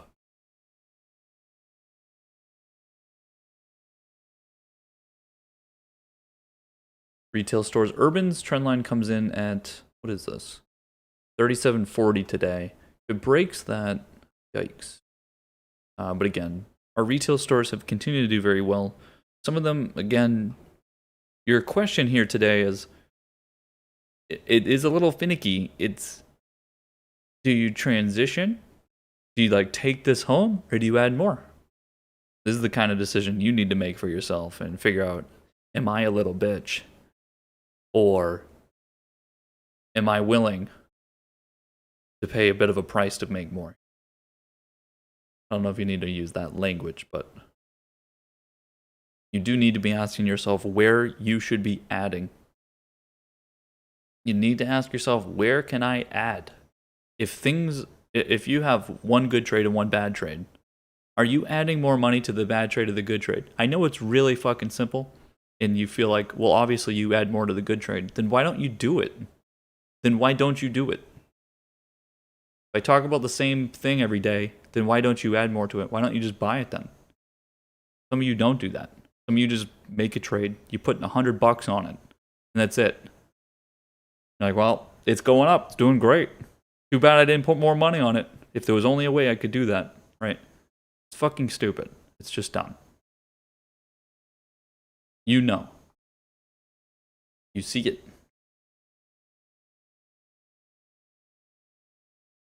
The only thing that separates the people that are, first of all, a ton of people are making the same trade. The only thing that separates the traders within that same trade is how much fucking money you put on it. But when you entered, when you exited, might be a little bit of timing, might be a few minutes of a difference. A few minutes of a difference might be a few percent.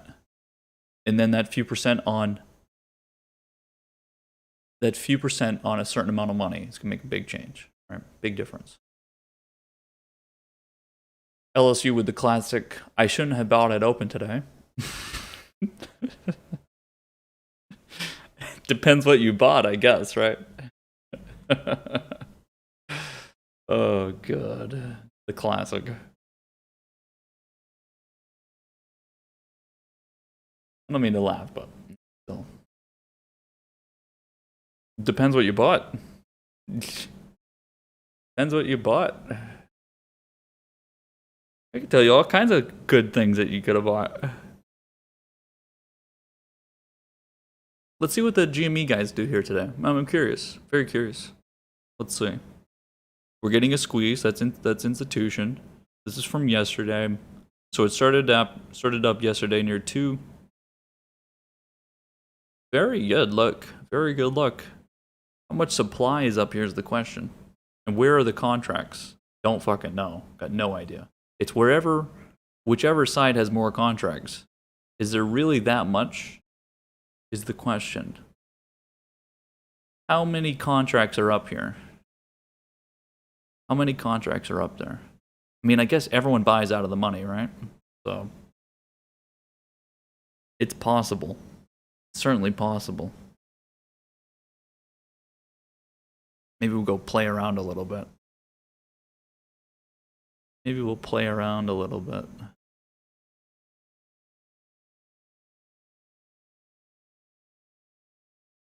Just a couple.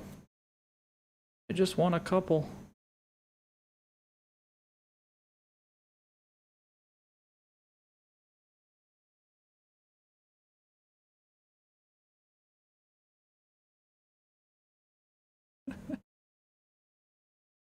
Come on. Come. Okay. Dun, dun, dun. Okay. Bang looks like it's going to be putting more on. This is a tough spot for.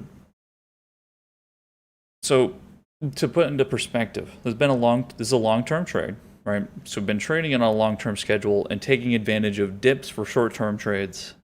How do you fucking deal with today for short-term trade? You're in long-term trade, whatever. You just keep pushing your long-term, right? How do you deal with short-terms in here? You add more here. You take profit on your short-term before the weekend. These are just decisions that are based on who the fuck you are. Who you are is difficult. Now, I'm on the break side. When the break happens, I put more into the trade on a short-term schedule, and I'm less on the side of at the top of this move wanting to put more. You get paid more. You get paid more for betting from this point, which is why momentum trading is such a thing. But doing really fucking, and obviously the long term is getting its fucking heyday. Getting the heyday. It's a tough one. I'm gonna think about that one. Those are the kind of questions that obviously make a big difference.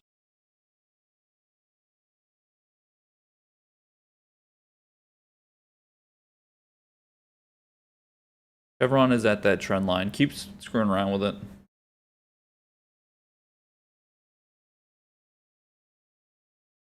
Energy, guys. Oh, God. Big energy. Big, clean, beautiful coal.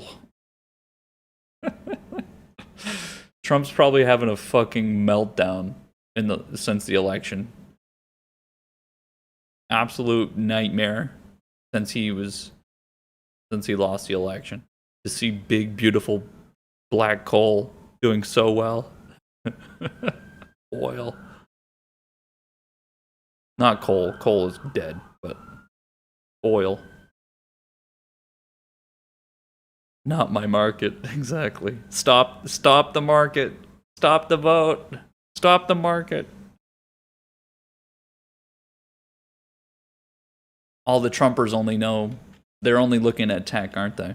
All the Trumpers are going, see, the market crashed in 2021 under Biden. That's what they were all doing on Twitter, right? They were the ones that started the whole thing. Biden caused the crash. Biden caused the crash of 2021. He caused the crash. Cute. All them liberal companies. It's all them big blue liberal companies that are going down. Because they wanted Trump to lose. Why do you think Hog is doing so good? It done did better than Deck.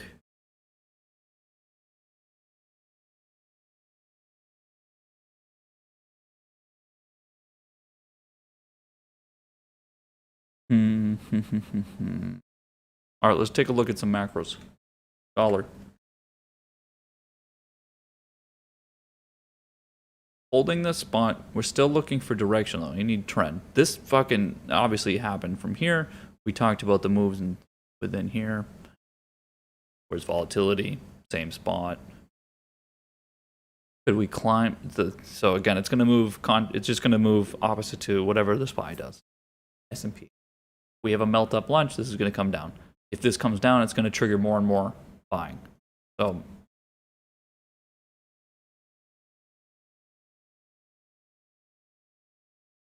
Oh man, feels good. GPS is coming back through. So again, we transitioned from open, take profit where you can. That's a new entry. That's a new entry for sure. What is that entry? It's for the fucking weekend, short terms. So again, when you do this, I don't even need to click it. You're taking profit, you're transitioning. You're taking profit somewhere. You're taking profit somewhere. It can be when it first starts to sell, whatever it is, whatever you're using. What do? You then have an order. You've got a new great idea. You place another order to buy on the next move. When is it? It can be anytime. Mine is to break this trend in here. Mine is to break this trend. I want to break that trend right there. That's what I want to break. Why? Because you get tightening, tightening, tightening, and then a break. That's what we look for. That's it. It's not some pattern. It's nothing. There's converging trend lines as price is tightening. What is the tightening here? So you got a gap up 11%. What is happening within here? People are selling quicker, so they're holding for less of a time. They're buying quicker, doing the same thing. Holding for less time, selling. They're selling quicker, buying quicker, selling quicker, and it keeps getting tighter and tighter until it reaches an equilibrium, until you buy, and then you go, oh, I can hold this for a little while. I'm going to be one of those. Because I waited, because I don't want to buy and then have to sell quickly. Now, what if it starts to sell quicker over here? Oh, well. Oh, well. Playing probability here. Playing probability here, not fucking gladiator arena where if I get fucking stabbed, I'm going to die. It's just a market. Just some numbers on a chart. Numbers in a chain. Playing probability. But hey, Dawn, I haven't had math class in a long time. I don't know how probability works. I don't even know how this whole thing works. I'm just here to make money. Listen, buddy. You don't need to be that smart. That's okay. But you're going to have to work a little. You're going to have to work.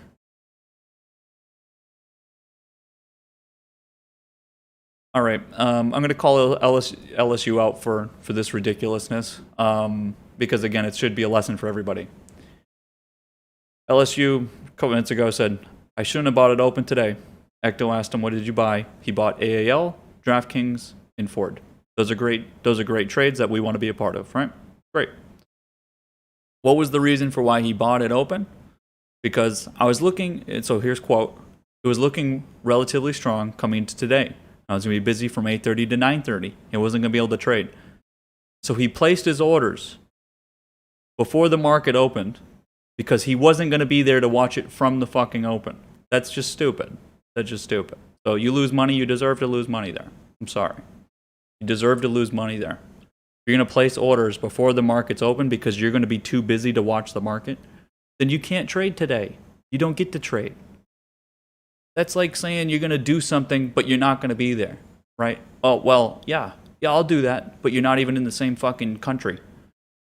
Yeah, I'll go, yeah, I'll do that. You told your boss you're going to do something, but you're not even fucking at work. You can't possibly make a trade without fucking being there.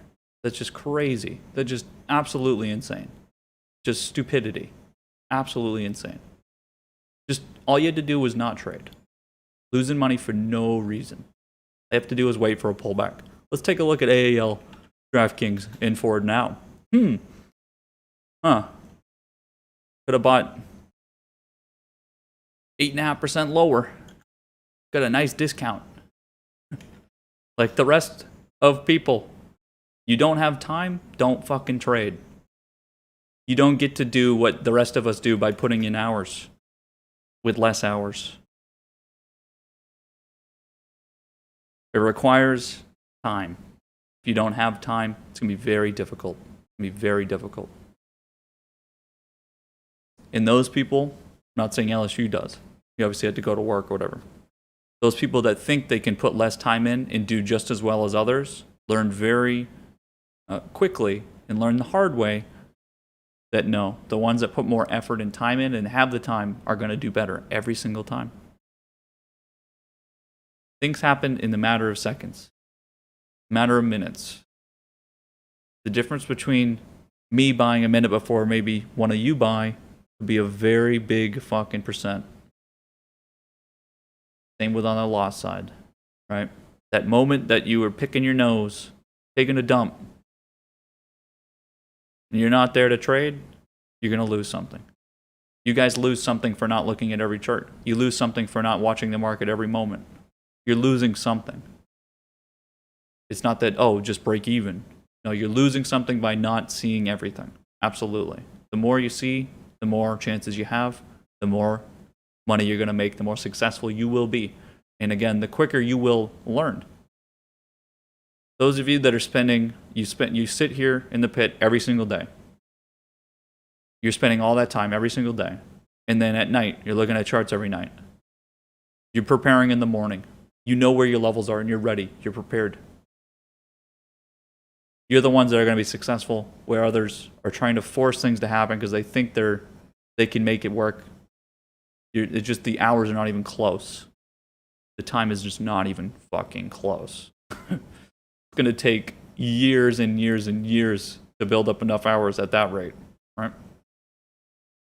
Good call out by JJR Expedia. Very good call out there. Now again, this is you gotta be one or the other. You buy on the pullback or you buy on the break here. Now, a reminder. The long trade here, you're likely, there's a lot of different ways this trade could be lining up for some of you. This would be for the new short term. What kind of trade do you make here? You're making a short term breakout trade. It needs to break out, and you're going to make that trade for into next week, right? Into next week. This is very tight in here. You do want to see, you're willing to probably miss 1% or something. Buying on the pullback yesterday or today makes sense, but you're probably at this point willing to lose 1% up to that level to break through. Travel has pulled back quite a bit. It's a fucking great spot. It's a great spot. Again, it's a great spot. Did this pull back deeper than we would think? Sure, but do we care how deep it pulls back? No. We just wait for it to tighten to go to the upside, and then we take the trade. We have the same rules every single time, right? Same rules every single time. We don't care where the price is. We care about the move. And this is it's a gift. It's an absolute gift. Does it need to continue? No, it doesn't need to. But are we not going to take the trade at this moment? There's nothing that's going to stop us from not taking the trade.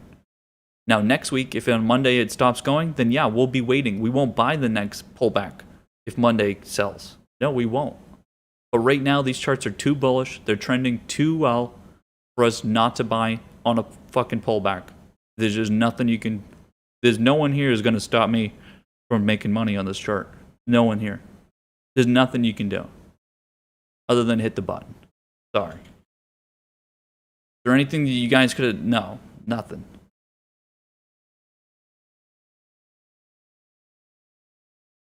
Too much. Box continues. It's going through. This is going to get fucking crowded probably. We'll see how this gets going. Some of the prom on some of these charts, they are getting crowded. Energy, nobody knows how it's going to react if it gets crowded over there. Right? Who knows? Who knows? So anyway, we're doing very well on the bank side. Those small cap financials, oh, those are so good. They're just so good. Again, it makes up this whole thing, right? It makes up this entire thing. All of the Russell 2000 is majority those smaller financial companies, which some of them aren't small, but they're intermediary, some of them.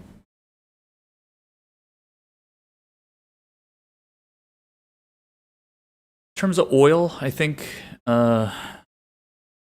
energy we're pushing. I think for this oil bet, I think this is it. We take it off. So those of you that took the Gush trade with me, it's a 2x. It's levered. Not very good liquidity. I think today we call it on something like Gush here.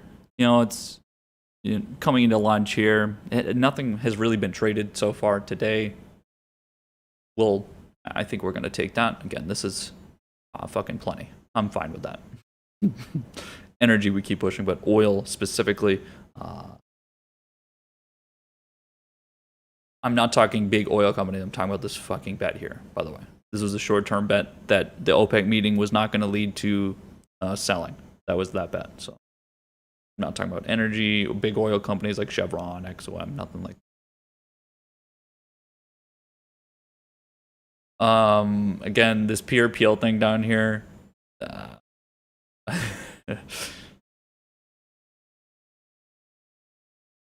We'll see what happens.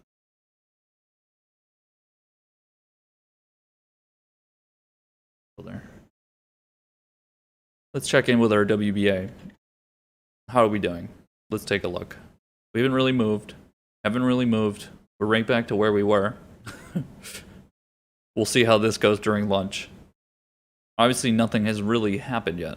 We started to get pushed. Looks like some market demand might have affected us. This doesn't look like institutions. It doesn't look like market makers. Looks like some big spreads. They do not have big spreads. This looks tight spread. We'll see what the timing is. We're going to learn together. We are going to learn together.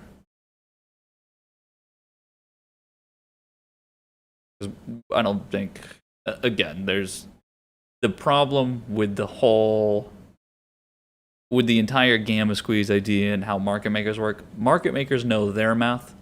They don't know the reason. They know their math, but they don't have it's like when I tell you guys, we don't need to know why. We just need to know how and what we can do about it.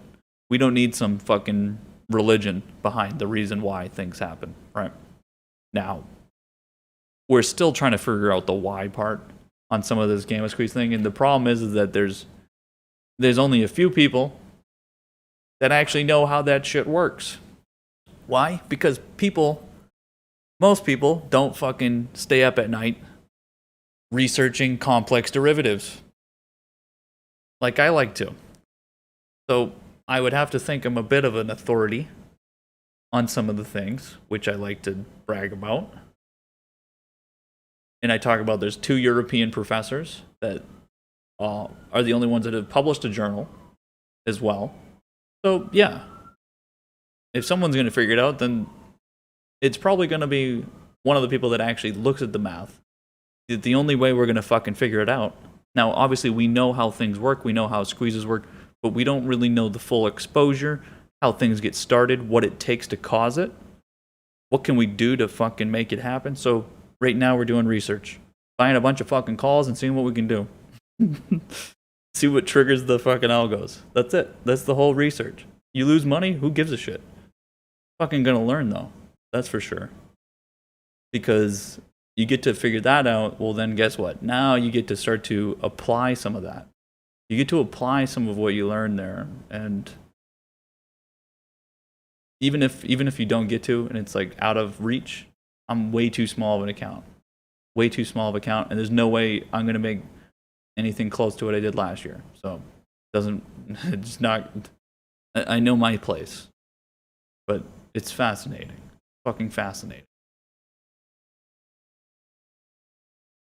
So this is going to be one of the first ones.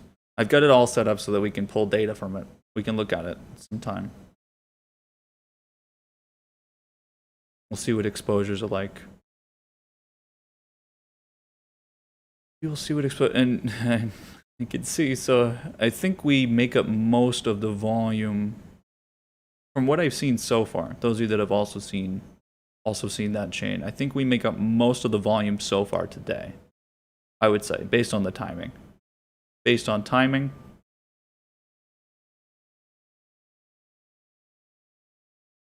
not like a shit ton. I'm not trying to overload it. We're not trying to overload it because we're trying to push it when I've talked about this idea before, when it comes to trades and the like, right? How do you want to manage risk? You want to push the trade right up to the maximum amount of risk you can possibly take. Right to the edge. You push everything right to the edge, and that's the point of just a perfect trade, right? You pushed as much risk as possible without it being too risky that you're going to blow up. And so you're trying to find that fucking point on every trade. What is the most risk I can put on at this moment for the reward, right? You don't want to have just a little bit of risk and, a little reward. You don't want to have too much risk because you'll blow up. You want to push it right to the fucking edge. So what we're trying to find that, what's the edge on some of this shit, right? What is the point at which you can do this and cause something to happen without it being too obvious and too risky? And again, some of you are starting to learn fucking what happens when you go put a big order in somewhere. You go put a big order in somewhere in a chain. Guess what? People fucking see you. The boogeyman emoji that I have, this is not a meme. This emoji here, the boogeyman, not a meme. There's people that just hunt in fucking option chains and see your big order getting placed. They see your 100 bid. You go place 100 bid on something, 69 bid for something. You want to buy something. Let's say you enter it. People see you. If not people, then algos. They see you and they're going to try to take advantage of you because we all have a pretty good understanding of how people react to different price events. So if you're buying on a support, you're likely going to sell at a certain resistance level. And also you would sell to get stopped out of that. So there's a lot of different things that happen in the small amount of space, especially on one fucking contract. A contract is not the whole price, not the whole underlying. It's not the average. People take advantage. I've talked about it before, the sort of the strategy of trapping that I've used before, where we have a low liquidity chain. There's not many options out there, but there's a market maker willing to sell. So I'll go buy up all the options for the hopes of at one point the underlying will start to increase, and then everyone wants to buy calls, and guess who they have to buy it from? From me. And guess what? They're going to be paying a fucking premium. You want calls? Well, you better be willing to pay the price. And again, that would be in times when there's not really market makers, right? And it could be because you bought early when there was some, and then they fell off because no one really wants to trade it anymore. And then by the time it becomes popular again, you're the only one in there. That type of shit, people do that. You can be careful. You have to be careful. Those people are fucking assholes. They will take everything from you. All right, we're watching. Again, lunchtime. What's likely? I would say a melt-up's likely, but volatility is increasing. The market is pulling back for a lunch. So we have to see. Now, tech is doing a little bit better. It's not doing terrible. JGR is saying Tesla's cheap. It fucking sure is. It is. It's pretty cheap down there, that's for sure. Could you imagine? Yikes. Could you imagine? Well, I want to buy it down here, that's for sure.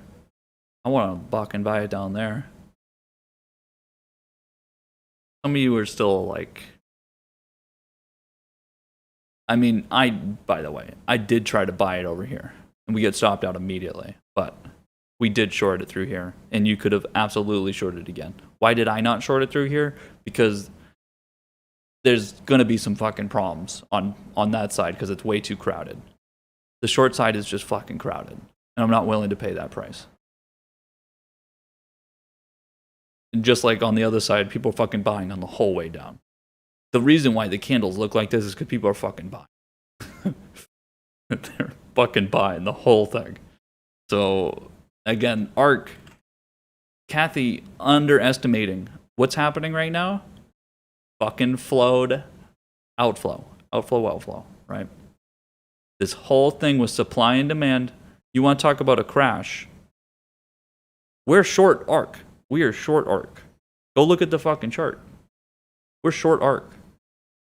Go find the clip. Go look at the chart. We're specifically very short ARK G.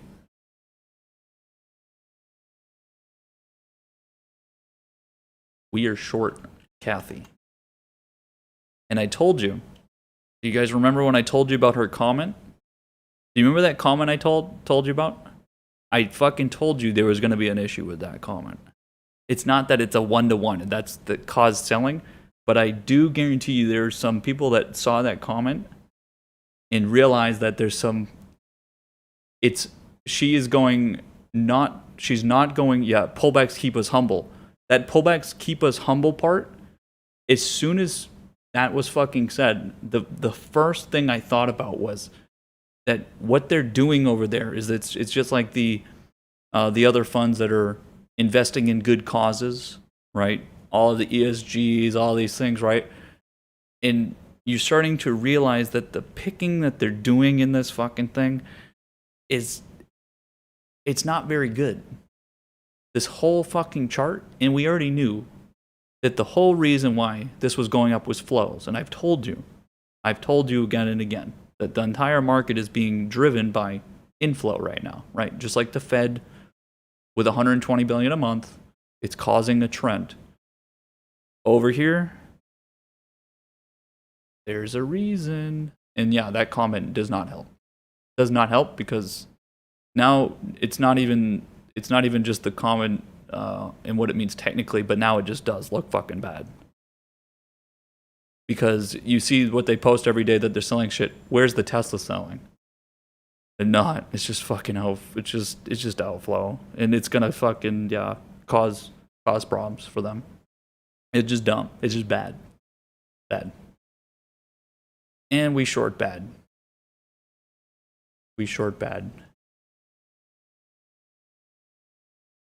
Not very cute anymore. And again, that's not to say that I talked about over here. We wanted to make Tesla and the inflow happen, and guess what? That got shut down immediately. So again, gave it a chance. Still gave it a chance.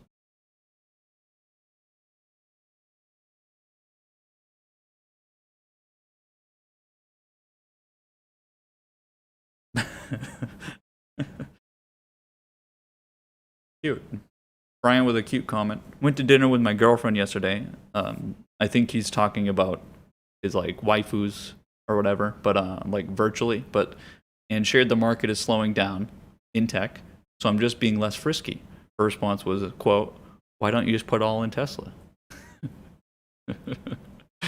Yeah, why not Facebook? Facebook's holding value, right? Yikes.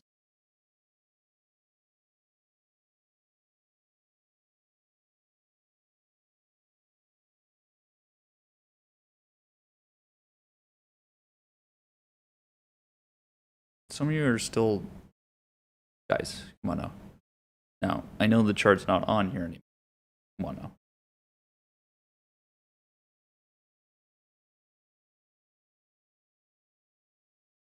Move this part.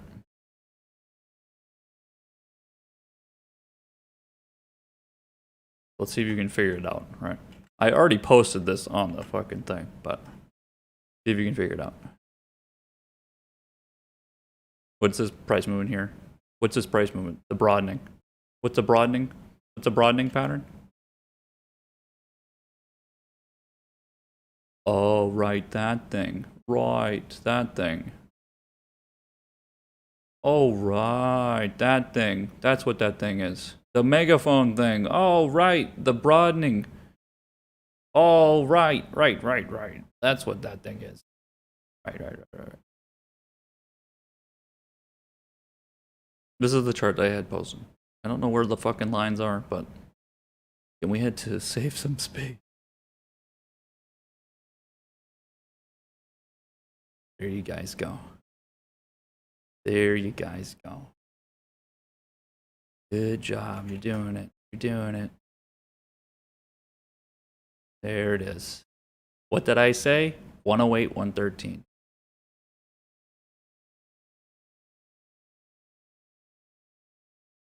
$108, $108.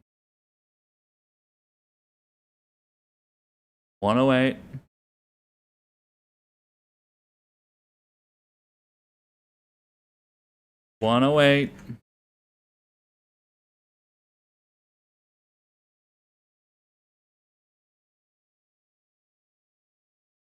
113.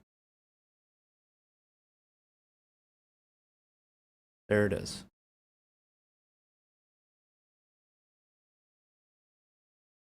On the Google Sheet.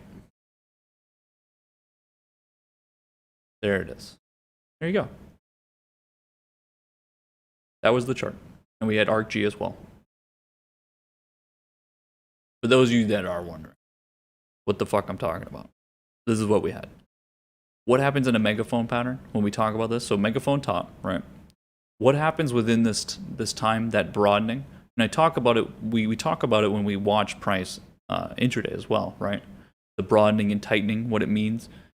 This in here, in a coined term of megaphone patterns themselves, and what this sort of pricing means is chaos. That's the fucking term, chaos.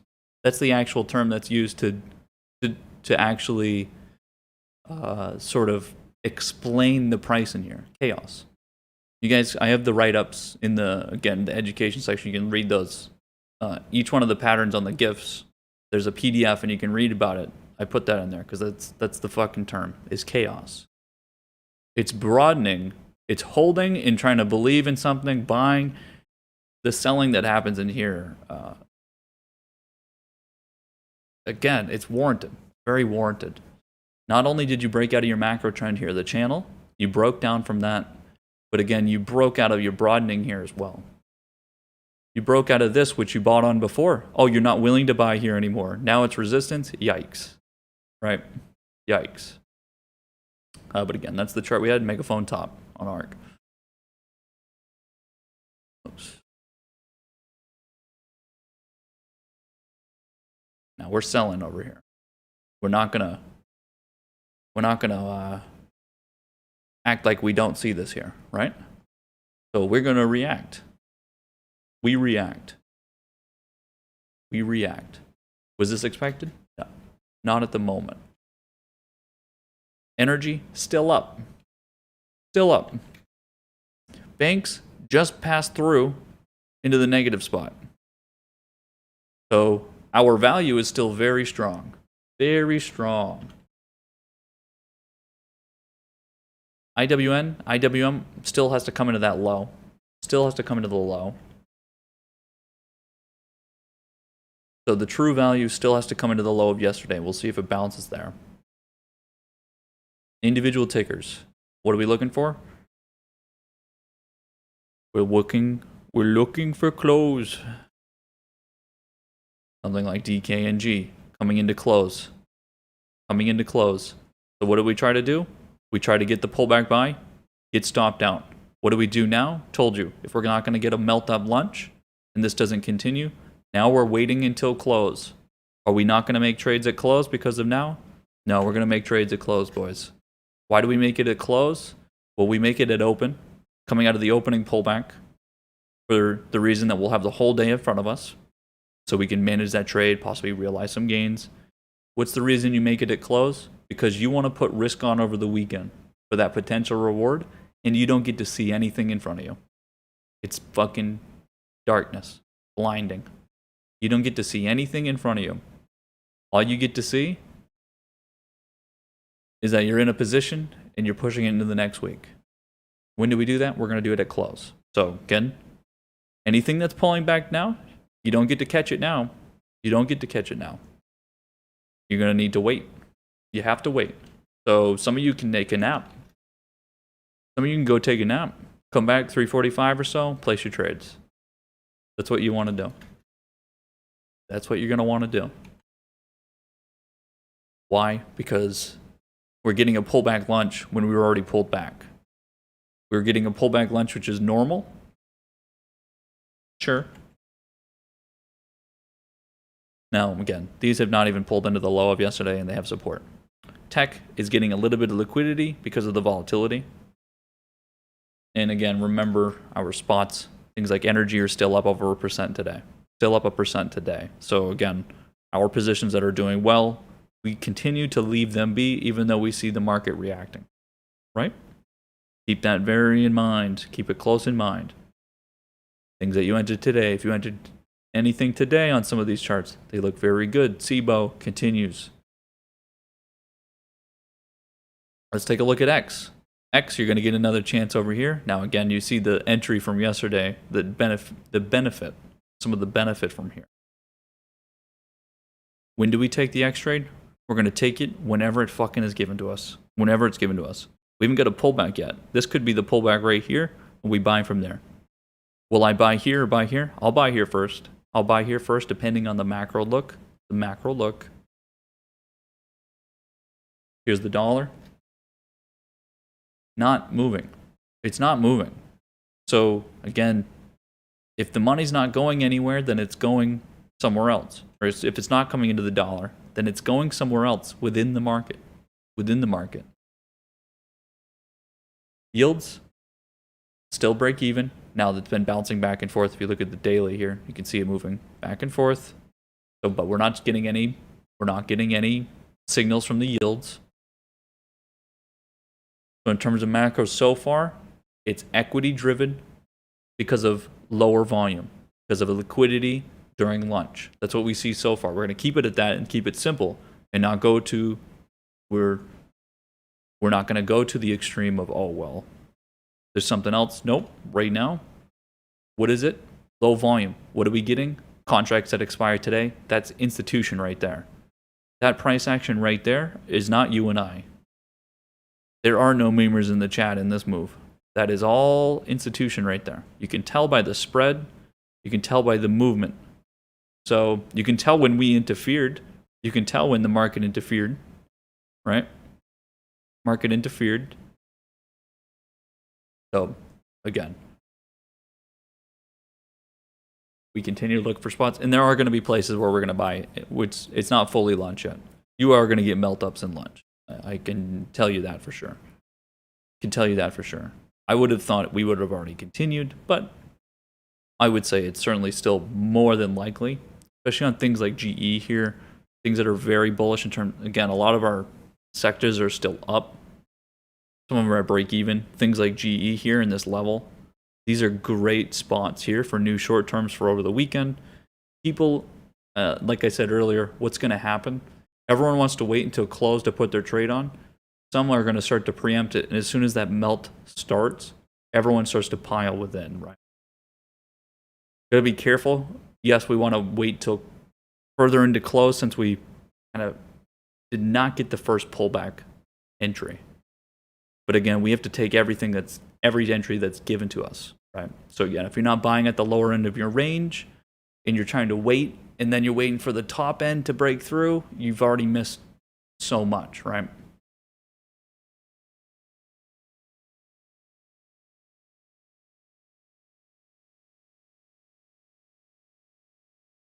Certainly turning into a fun day now. Now we get to separate. The pajama traders. Well, I guess the good and bad pajama traders, since we're all pajama trading.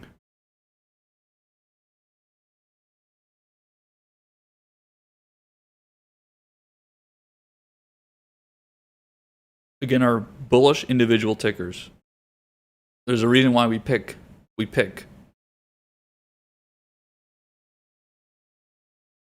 They continue.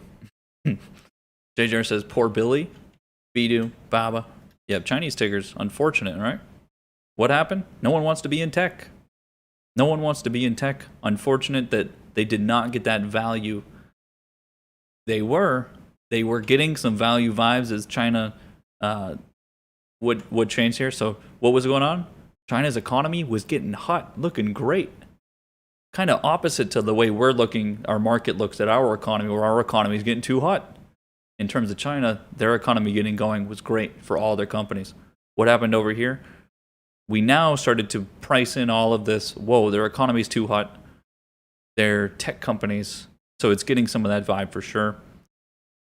Is there going to be a Chinese company Friday today? Think about, this was last Friday. We put the Chinese companies on. We got great gains, 100% trades. This is 15% right here. This is last Friday, 15%. Are we going to do it this week? That's a little bit too much selling for me to buy on. It's a little too much selling for me to buy on. Yeah, we got paid the last week. We got paid the week before. Don't know if I can make that one work. Don't know what I can do there.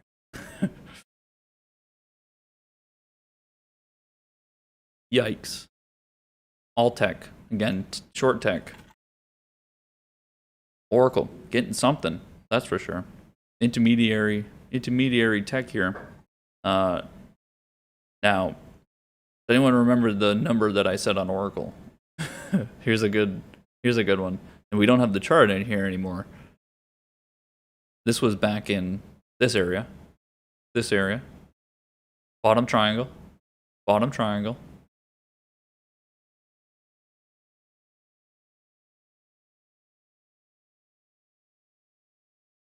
Anyone remember the number?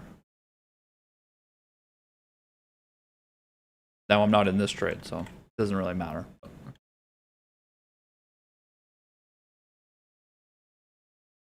It was up in the 70s, right? It was up in the 70s. We're at 69, nicing it right now.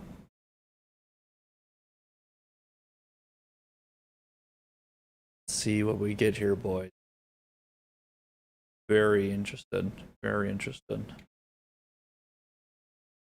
Tech, short tech, short tech.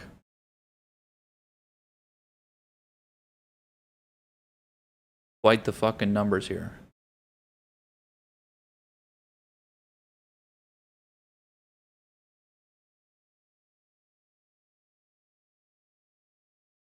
Again, look at the opposing forces. The opposing forces of value to growth.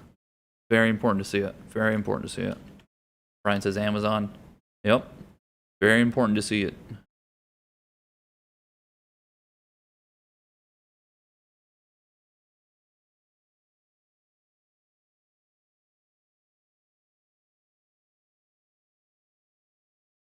What have we been saying for a while? Short tech, long value. Now, where's this coming into? Trend line comes in at like 26.80.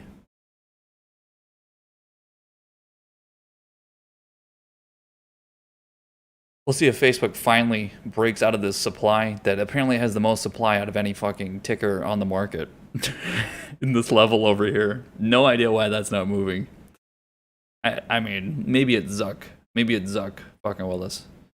That's impressive. That's a lot of supply. I mean, if it continues to hold there, then we need to turn this into supply heaven over here, because that's a ton of support. Ton of support. Options coming off. Or again, the hedges coming off. Hedges are coming off. Violence. Instantaneous price movements. Now, there are a lot of puts out there, by the way. We've been very heavy on the put side on mega caps for a while, so I mean, that can't be disregarded. Cannot be disregarded. But, you know. Fibs with the Weow CCL.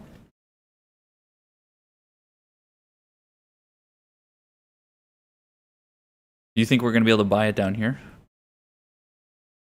2174?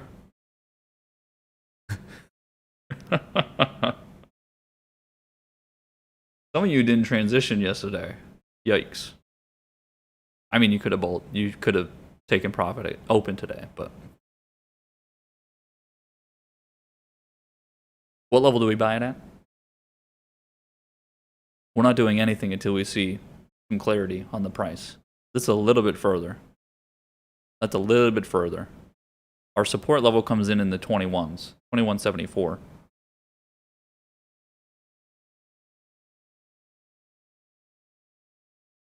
Again, we're gonna be buying, but you need to pick your spots. You need to pick your spots for sure.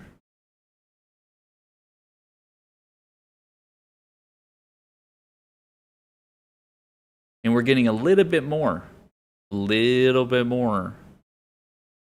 take profits, right? A little bit more. There's people that bought up here that are selling it.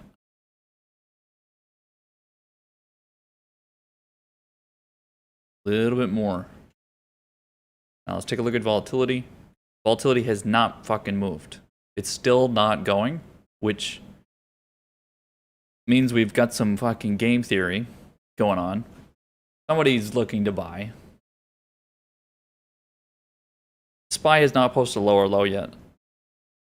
I mean, I'm going to be honest with you guys. I'm going to be buying shit at close, and it's not going to be pretty. It's not going to be pretty. The problem is that we have too many charts that are doing well. We have too many charts that are doing well. Do we have a BBY chart? No. No pattern. We had this over here. We're back at the low over here. Retail stores are very good. Very good. It is consolidating. Looks good, but there's no clarity so far over here, besides this sector. But right now, where you would like to short it? No. You could short anything. But why would you short? Why would you short? I am not even going to fucking answer that question. But yikes. Yikes, yikes, yikes. Yikes, yikes, yikes, yikes. So, okay, a couple things we want to do. We want to figure out where some of the rotation is going to, right? There's a couple things that's certainly happening here. Money's not going further into the dollar. So right now, there's people in the market selling and not putting that somewhere. Let's take a look. See how yields over here are not moving? So again, we're getting equity-driven rotations. We're getting some rotation still where people are willing to buy, but we're even getting it coming out of travel and things, right?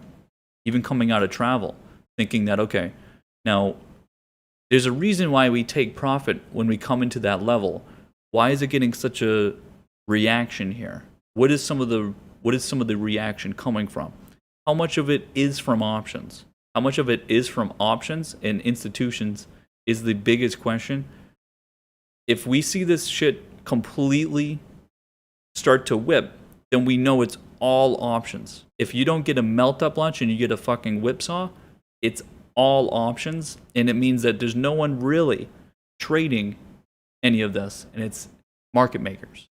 It's very important. And again, why is this happening now? Because we have the most options on record that expire in March monthlies. So it's going to be more and more violence. We don't know the number. We don't know the numbers of how much of this is just market makers. We don't know. We know it's a part of the reason why we got price to the upside. There's a reason why we take profit and transition not because we expected this. Absolutely not. I wouldn't have ever told you that it was going to come down this much today. We expected it to, not like this. So we need to know, first of all, how much is market makers? How much are they selling because of those contracts? There are so many contracts out there for March still, right? There's so many, and volatility is not fucking budging. Dollar's not budging. The money is still in the market. Where is it? It's in the options. Remember, all of the money is going into options and not into the underlying. It's so important to realize that because, again, the money is not coming in here. It's not going into safe haven. It's not going into bonds. It's not fully, again, energy's up and everything else. But it's not fully rotating into our value side as some comes out of value. No. Market makers, again. So what's a gamma squeeze? What is a market maker's role? A market maker writes you a call. The market maker writes you a call. Now, if your call starts to move to the upside and starts to get some value, it's gaining gamma, it's gaining acceleration, and it starts to look like the market maker is going to need to pay you for your contract for some sort of exponential, right? So as your contract starts to get in the money and go further and further up, they're going to have to pay you that money, right? They have to pay you the winning on that. Some sort of exponential, and the exposure is pretty big to the upside, right? So what do they have to do? They have to hedge against that. By law, they have to fucking hedge against it. So they need to buy, for your one call, they need to buy some amount of shares on the underlying. So let's take a look at it through here. Everyone's buying calls, and so market makers have to start buying the underlying as the underlying is also moving, and it's causing more and more momentum, right? They have to start paying more and more contracts as the price goes up. The same thing, so again, it can squeeze because of that. So if you buy 100,000 fucking calls of CCL over here, the market makers need to hedge against all those fucking calls. They have to buy the underlying to hedge it. Because again, that's the opposite. They do the opposite. So they buy the underlying to hedge against writing you calls. They sold you calls. So they hedge 1-to-1. So if your 10 calls equal, 1,000 shares, then they need to go buy 1,000 shares, but then also to the amount that it's exposed, which might be 10,000 shares they might need to buy because of your exposure of how much you get for an exponential. The same things happens to the sell side. The sell side, all of the underlying stock they bought to hedge against your calls that they have to pay you, as soon as price starts to pull back a bit, now there's calls up here that they no longer are going to need to pay. Those calls above, let's say 29, they're not going to have to pay those right now because, again, the price is not moving that direction, and it doesn't look like it's going to be in the realm of possibility they're going to have to pay those. And that comes from gamma, the acceleration. If the acceleration is lowering, then they have time to go buy the underlying or not. So what are they doing? They start to sell the underlying because they don't need to hedge your shitty $30 calls anymore. They don't need to hedge your $30 calls. Why? Because they're fucking out of the money. They're over 12% out of the money. So they can sell some of their underlying stock holding that was hedged against your calls because they no longer need to be hedged. That could be a lot of that could be a lot of underlying shares. Could be a lot. Why? Because there's a lot of fucking options out there. There's a lot of options. And so there's a lot of underlying buying that's squeezing things, and it goes the other way. Why is tech getting so beat to shit? Because it got squeezed from fucking last year. Got squeezed from last year. All of the options buying squeezed price up along with the flows. Every time we get selling, and the reason why we get selling back and forth here is because, again, the underlying keeps being bought to hedge the calls and then to go the other way and not hedge the calls because they're not going to be worth anything. And then as soon as price starts to accelerate back up, they have to buy the underlying again. And it makes it even more of a move, right? Same way to the downside. So again, that idea of a market maker's role is to provide liquidity, and they don't make money. They make money on fees, but they have to be hedged against your moves. So you buy calls, they're going to buy the underlying to protect themselves against you and anyone that they sell calls to, right? That makes violent moves both ways. Makes violent moves both ways. And it's certainly happening, but how much? Because how much? Because if this starts to whip, then it means all of the underlying that they sold, now they need to buy it back. They gotta buy it back because now they gotta now they're exposed to all these. What about the 25s? You start to accelerate towards 25. Now you got to pay all those 25s. You got to pay all of that. It could be quite a price. And that's again where the violent moves both ways can come in, because just as quickly as they sell, they might have to quickly buy back. And that's the market we're in, because again, the stock market's a derivative of the options market. That's the reality. All of those options have much bigger exposure than just a share. Contract has more exposure than just 100 shares, because it could be worth a fucking shit ton. The underlying is 1-to-1. The options could be an infinite exponential. You don't know. There's it's an infinite amount that you could make, right? Eventually it becomes 1-to-1 when the delta's 1, right? But again, it could just keep accelerating.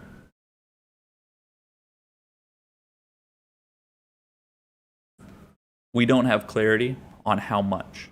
So now, what do? We're going to wait till close. Until we get some clarity and understanding of how much is involved with the options. We know it's quite a bit. But what we need is for that gamma part. Again, it changing course is one thing. What we need is for a little bit of consistency. You need some sort of trend idea because, again, it's too violent for it to be back and forth. We buy on the first pullback because, again, there's high probability of a melt, and you melt through the day. It's most likely going to happen. But we need to see that so that we can get some understanding because, again, that leads to more and more buying, not whipsaws. Whipsaws happen, and then something else happens. We need connection. Market's not connected very well. Why? Because, again, the money that's outflowing is not fucking going anywhere, which means it's all in options. If there's selling happening in the market, but then that money doesn't go anywhere, doesn't go anywhere else, not under the fucking mattress. If there's outflow in the market right now, the market's selling, then that money has to go somewhere, right? If that's money that's outflowing. If it's an outflow, then it needs to go somewhere. It didn't go into the dollar, which means, okay, well, so where's the money? Did it go into bonds? Nope, yields are not increasing. Or, I mean, yields are going down a little bit, so it's a little bit's going into bonds, but a very minuscule amount, right? It's basically break even over there. And we know that people don't want to be in fucking treasuries anyway. So if money is not going into the safe haven of the dollar, treasuries, is it going into gold? Doesn't look like it. What about Bitcoin? Maybe it's going into Bitcoin. Where's my Bitcoin chart? There it is. Is it going into Bitcoin? Nope, doesn't look like it's going into Bitcoin. Then where the fuck is the money? It's just still in the fucking equity market. It's still in the equity market. But which side's it on? It's on the option side. It's all on the option side. That's the fucking reality. It's all tied into the option still. So even though you see this selling, this is not a good example because, again, tech is not really that fucking done. If you think this is money that's selling, guess what? And guess who? It's just the market makers taking off their position to be that they're hedged against all the options, right? All the money is on the option side. All of the money is tied to the option side, not the underlying. So again, it looks like they're selling. Ooh, they're selling in the equity market. The money doesn't move from the options. It's just still in the options. All of the exposure is still there. Still there. How do we know? This volatility didn't even fucking move. So we're gonna fucking buy, okay? We're getting a better and better price, and we're gonna buy. Because again, what we know is that a lot of it is tied still to that idea of exposure, delta hedging, and the squeeze from the gamma. Energy's still up, no outflow. It's up over 1.25% on the day. Individual tickers. We have some winners out there still. The Fox. Retail stores. Discovery. Viacom. There are individual tickers out there. There are out there. And again, we transitioned from yesterday on a lot of things, specifically travel. Yesterday we transitioned on from the open. We were looking for pullback buys. We've pulled the trigger a couple times, got stopped out. And now we're really looking for them because now they're at a price, but we need a little bit of clarity again because, again, we don't want to be buying on something that's down fucking 15%. That's ridiculous. I don't think so. 15% in 2 hours is a little bit much for me. That's not a trend. That means someone doesn't know what's going on. And I don't want to buy on someone else. I don't want to buy on the whole market not knowing what's going on because now I'm the one that's fucking doesn't know what's going on by trying to bet the other way. So, not going to be like that. S&P's down 0.5%. This is fine. This is fine over here. Big tech? Yeah, they sold the 1.5%, continuing the trend, but short tech anyway. The big moves here, again, are things like travel, down 11%. Took profit. Yeah, it's still up from last week, the week before. Bounced in the same spot. Yeah, you can buy it, yeah. Yeah, you can buy it. We're going to pull the trigger each time. What's the real trade? For the weekend, on the close. Anything that you make on these pullbacks, you're going to realize today. Anything that you're buying now on what you perceive to be pullback is going to melt up to the upside, which again, we're trying to do where we can, nothing ridiculous. you're going to realize before and then put trades on into the weekend. So let's say you take a trade over here somewhere. Let's say you even just make it right now. Whatever you gain going into close, you're going to realize and then put a new position on over the weekend.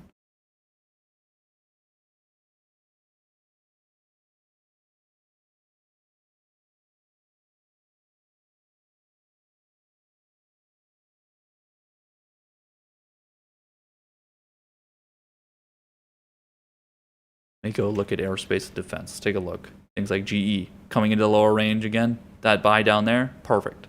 Absolutely perfect. Perfect. You buy on support. That's you just have to. These charts are not moving. These are just normal pullbacks. The travel side is a little bit danker, right? A little bit danker. But you don't need to go that far, right? That's a little risky. You're going to go into the places that are good, that are very good. Those shorts, anyone that shorted, what are you doing? You already got out. You already exited your short. You already exited your short. You can't be in a short right now. You make a short from wherever, and you get out. It's got to be a day trade. It's got to be a day trade. From open, and wherever that pullback happens, that tightening, wherever that happens from the pullback, you're exiting. Amazon, you've probably got one put. I doubt anyone has that many. Apple. Good luck. You probably got out of that thing fucking up here.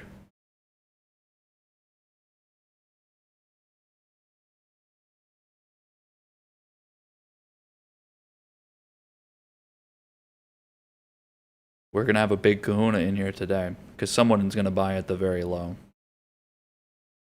Or maybe we're buying at the high. But it could be the high, couldn't it? That's a good one. Berkshire looked pretty good. Still continues. LLY off that support today. Healthcare again. Healthcare doesn't really get affected by anything. It's fucking in its own zone. Really in its own lane. Again, a lot of the value side is very much in its own lane and very economic driven. That's what's nice about the energy trades, the more retail store kind of trades. A lot of those are just tied right into the economy. It makes it so much easier. It makes it a lot easier.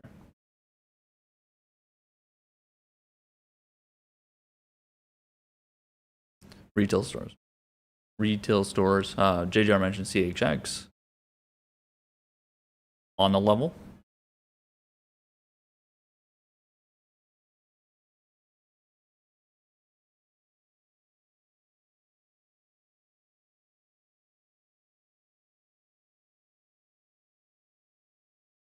We get in, we get out, we get in, we take profit.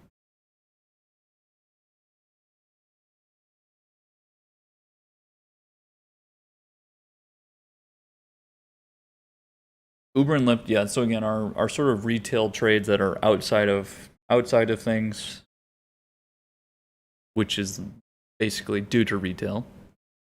Uber, Lyft, those will definitely be. I think they're. I mean, I don't like this over here, no, but in relation to this, yes. Again. Which one of those trades do you want to be a part of? This is the one, right? This is the one. So you can use that Uber benchmark as a lot of macro understanding around this Lyft chart. Lyft just has a better level. Just better. It's just better. Consistent trend. There. Those other retail charts. PRPL again from this support, I think it's going to be a meme and a half. I mean,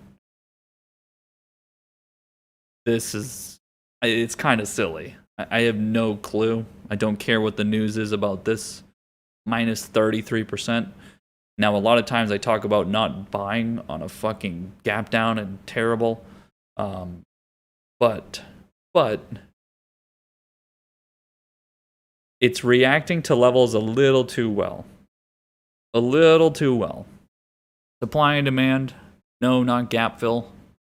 There's supply in there. There's supply in there. There is supply, but a little bit of fun. A little bit of fun there.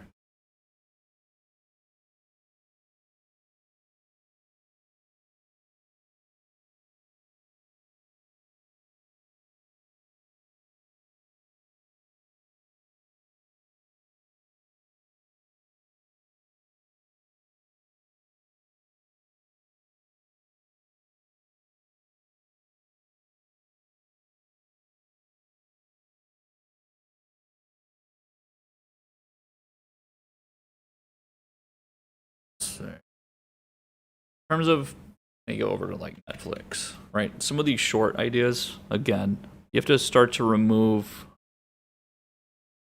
It starts to get too crowded. It just gets too crowded on the short side. So can you short Netflix anymore? So you short Netflix. We look for the breakout. Didn't happen. You short from the trend line. Can you go any further? No. You have to get out. You have to remove it. You can't go any further here. Could price keep going down? Yes. Yes. It's too crowded though. You can't go keep shorting through here. And I know a lot of you just like are not shorting at all. I'm not talking to you. Okay? Not talking to you. On the short side, same with like Amazon. It does look like Amazon could get into the trend line over here. So about in terms of this short, this is easier because you only need one fucking short. You only need one put, right? 2 puts. It pays for itself. This kind of thing, you can't go any further. It's Friday. It's not happening. It's too crowded. It's just too crowded. It's not like on calls where now things feel good because you got a whole bunch of other memers with you. Too much. Facebook obviously is just, you can do it from the level, but this is just holding support. It's too much to swing back and forth. I mean, these are fucking crazy spreads. 5% spreads. It's not moving anywhere. This is bearish as shit, but it's not moving, which just means, again, that the tightening that doesn't seem to be happening is happening.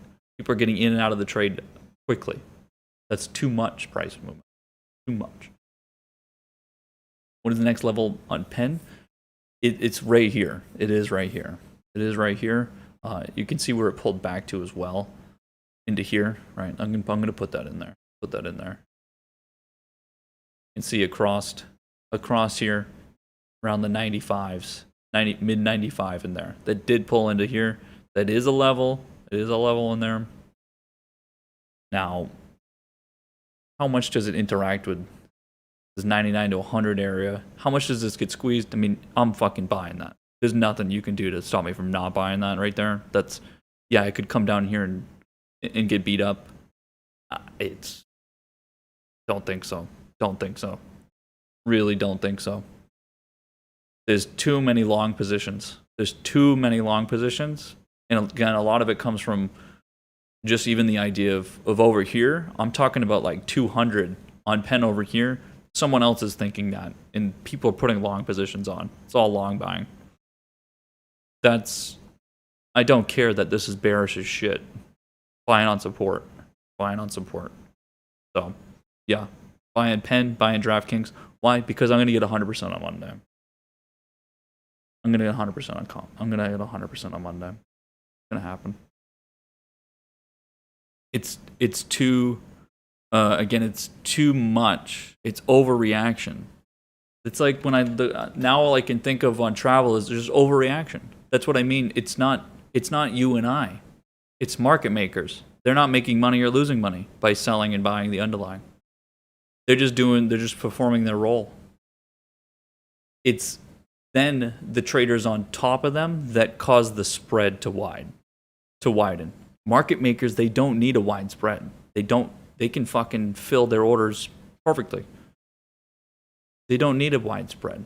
Who's causing the spread to widen here? It is 1 or 2 of you and I, but not the majority. It's the market makers that are offloading the most. And so what's happening? Overreaction. Overreaction here. Overreaction. Absolutely.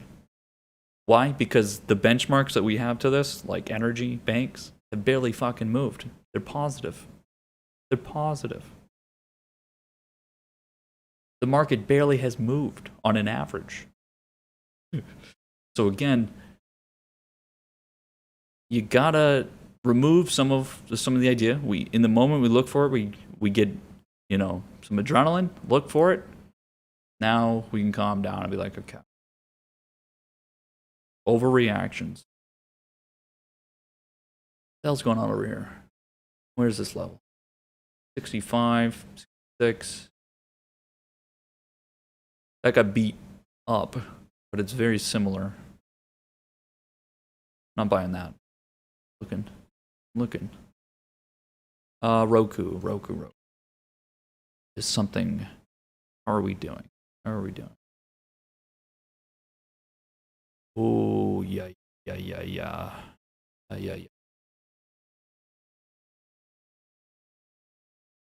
MFC finally broke through that. I just got the thing. I just fucking saw the color finally burst through. Let's go. Only takes one. But the whole market's down. My portfolio is the market. Looking very good. Who's having a good day and a bad day? What the hell's going on there?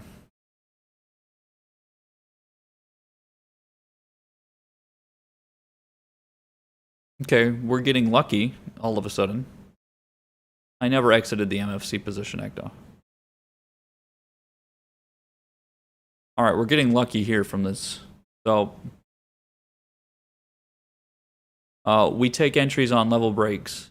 That's not expected there at all. I don't know what that is, so getting lucky.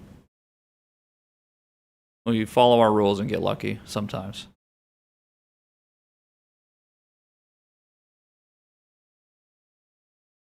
I don't know what that is. I see a lot. Again, we're getting bloated near the top. What happens on a day where you just kind of, the market's dingling around, hanging out? They go fucking chase what's been doing well. By the way, this PRPL thing is turning into quite the meme. It's really becoming quite the meme now down here, so we'll see how that continues. Atlo holding that level. Fox still another 5. Retail stores, urban, again, this trend line here is important. It's important to transition. When that comes, if it comes up there, again, we take home and we realize our gains, just like yesterday we realized gains, to then buy at a low today. And doesn't it feel good for some of you? Some of you are doing the LOL emote in chat to everyone else. And you should be. Celebrate good trades. LOY, this does seem kind of, it's ready. This move here to here, see ya. See you.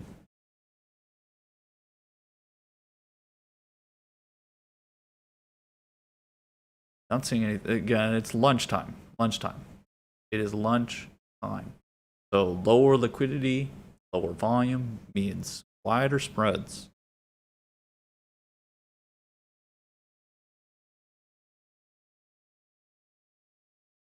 The books look meh. Don't see much. I do not see much.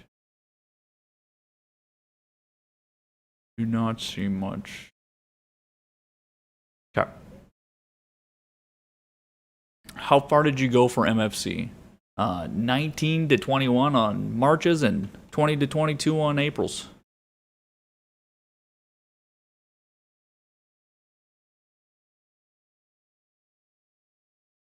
Or do you mean how far did I go? That's gonna be a bad joke. Yep, that's it.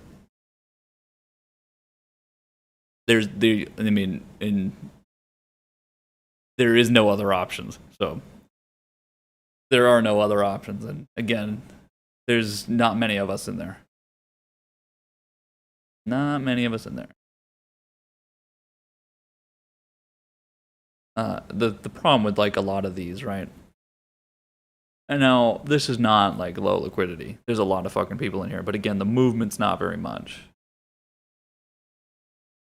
The movement's not very much, but now you can see, yeah, like Ekto's saying, there was barely anybody in the chain, and now it's fucking crowded. So now again, when we buy things that are there's not much going on, but you're buying something for the chance that, not for the chance, but you're buying on a probability that there will be shit going on. And that people will become attracted, right? How do you create wealth? Those of you that took managerial economics, which I think is one of you, one of you did econ. What you learn, how do you create wealth? You take lower value assets and turn them into higher value assets. That's how wealth is created. Taking low value asset to a higher value asset. That's wealth creation.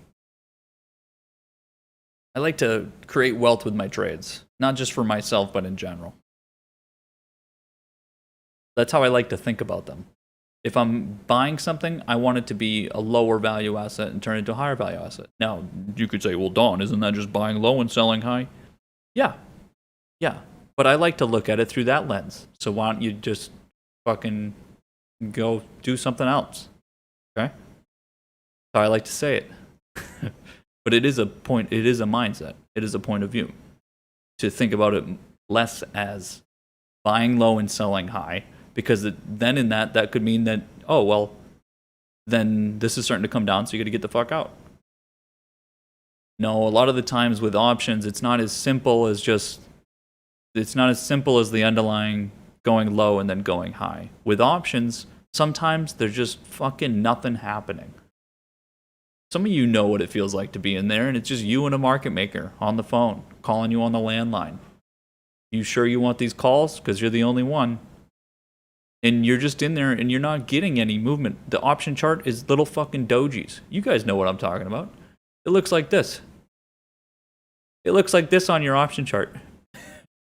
You guys know what I'm talking about. This is what it looks like. And you're like, what the fuck's going on in here? Hello?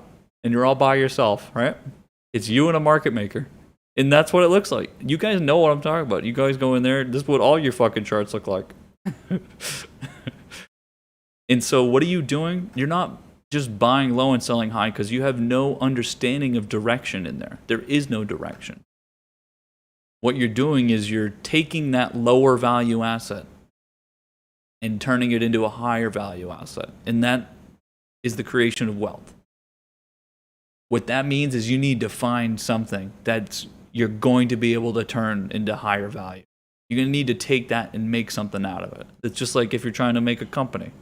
You're trying to come up with a brilliant idea, you entrepreneurs, that on your Tinder profile, your profile says entrepreneur. You fucking losers. Anyway, what you need to be doing is your ideas need to come from just taking something that doesn't have much value and turning it into something that does, right? It could be, there's this great story. There was this kid went to school with. One of our professors, no, I'm not going to talk today. One of our professors used to trade steel. He has this big steel company. He's a professor, and he's like in the distribution side of things, and he sells steel, like not just commodities, but like straight up fucking physically buys and sells steel through the physical product. And so he was like he introduced some students to some weird industrial type things. And we had this student that started a cleaning business for trains because of this whole steel thing, so it was like a connection thing, right? And so from this class, we learned about this taking lower value assets to higher value assets. This kid created this cleaning company for trains. And he would just clean the different compartment, not like, I'm talking like industrial trains that transport goods. And he would clean those trading, trains that have goods on them. And, some of them would have like oil tankers. Some of them would have like wood, whatever the fuck it is, right? And he came up with this idea from this class. And the guy is now rich as fuck. of, well, there's really not that much money in the cleaning business on trains. There's not much to clean. It's pretty simple. You just fucking scrub it down. And sometimes some of the more dirty things like oil, you have to clean a bit more, coal, these type of things. So we came up with this idea to have the train, that the train company introduce more toxic material. Why don't we transport toxic material? So they started to get the train to transport toxic material, and you know what happened? Well, to clean the toxic material, it cost a fucking shit ton. You have to have hazmat suits. You have to do all kinds of stuff. You know what they did? They did that and took this low-level cleaning business of trains, introduced something of a higher value that was going to cost a ton to get. You have to pay a ton because it's very specialized. And so they took a lower value asset of just cleaning simply some, regular train carts, and then having to clean up toxic waste, which is tenfold. That was his idea. Simple as just making something dirtier to clean it. Make it dirtier so I can clean it, he said. That was it. Now it's $1 million business. Way more than that, but you know what I mean. So now they clean toxic waste trains all over the country. That was his idea. Stupid, but he took a low value asset, and made it a higher one. Dow 34,000. Dow 34,000. None of you answered my question, by the way, because none of you fucking know. But you should think about it. I don't know either.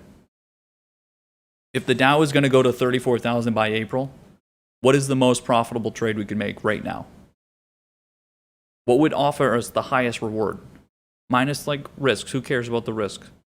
Do we buy the furthest out of the money contracts that expire the day before? What would we do? How do you maximize the gain if you think something's going to happen? That's something that a lot of you do not do. You have a projection that something's going to happen, and all you do is the same thing as always because you don't know. You don't know how to maximize that gain. You got to go figure that shit out. You got to go dig, look, come up with a plan, strategy. Okay, if I think that something is going to happen, how do I maximize that then? Dow's going to 34,000. What do you do? What do you buy? What do you buy? What could you buy right now that would maximize between here and that point? Here and that point. What would gain you the most? Some of you still don't know. You don't even know what happens with which option. Would it be shorter term, longer term? What would equal the most? Maybe this weekend. Maybe this weekend you can figure some of that stuff out. Because again, it's important. Important. Okay. For lunch, PRPL continues. God. I really hope I don't make money on this one. Just for the there's a lot of reasons. CERN. Don't be concerned about CERN. This is quite the move here. If it breaks out of here, maybe. But yeah, for lunch, oh god. How many of these dumb fucking things am I gonna buy? Regeneron. Give the Trumper his Regeneron. Don't know if I want to buy this. Good though. Good. Oh, I can't do it. For lunch. For the true lunch, not like the 11 o'clock to 12 o'clock that I was talking about earlier. For lunch, expect to melt up. We expect the melt up. We buy on the dip, into the melt, realize the melt, put on the contracts on the weekend. So we'll see what happens during here, what kind of volatility we get. Shouldn't expect much, but whatever. I mean, so for those of you that bought on dips, you want to be realizing these gains where you can. whatever that percent is should be able to cover your risk for the weekend trades. Or you can just push them through if you don't have enough capital to do both. That's fine. Fine. You can just push it or realize everything today, do nothing. I don't really care. But you need to be sensitive to the timing, that during lunch you have less accuracy. When do we expect volume to be coming back? 2:30, when people get off their break. Trades start getting going, and it's not exactly just specifically traders that are taking breaks, but just the market doesn't like to trade during those hours. They like to trade at open and close, of course. So come close, by then you should already know what you would have been buying. Because if you haven't already bought things, well then shit. And then if you don't know through the next few hours what you're going to be buying at close, for again those of you that have not already bought things, I'm guessing a lot of you already bought things, but if you didn't, then you need to figure out what you should be buying for close. I do not want to see people surprised by price movement. Now, I know there's going to be a bunch of memes in chat like, oh, I wish we saw this coming by close. So get your, I wish we could have saw this coming type of attitude on for come close, because that's going to be the case. I'm sure Acto is going to do, he usually starts the train, and then I laugh. I go, ha, right, wish I saw that one coming. A lot of you are going to feel like that, so if you know you're going to feel like that, then do something about it. Do something fucking now. And you should have done something already. But you know what I'm saying. Stop sitting around, picking your butt, and doing nothing. Do something now so that you can do nothing during lunch. You don't have to be fucking stressed and looking at things. Just do something now. Right or wrong, make a trade. You get stopped out immediately after, at least you made one trade. But right now, it's probably going to be hard to fuck it up. It's going to be hard to fuck it up, guys. Okay? I will see you guys at close. I don't expect fireworks during lunch. I'm sorry. Don't expect fireworks during lunch. It's not, Fridays are not like that. Fridays are always the goddamn same. Maybe we get a wild finish like over here on last Friday, if you guys remember this, but we still got paid off. Maybe incorporate some of this idea of last Friday into what to expect. Add a little bit of risk, but again, that's the tech side. That's the tech side. But there's possibilities there. Certainly possibilities of even buying at the very bottom right into the last minute on something like that. Just expecting a move on Monday. So come up with some ideas. Again, be a part of trades. You know everything I've said. Fucking buy value. I'll see you guys at close. I'll come in at like 3:45 again. We'll see what we got, see if there's anything to take advantage of. I'll watch some of the price action. Again, close is going to be a lot of fun. Because, again, everyone's waiting for close today. You can feel it. You can see it. So I'll see you guys at close. Enjoy your lunch. Drink some water. Do some damn jumping jacks. Get out of your seat. And I'll see you then. Enjoy.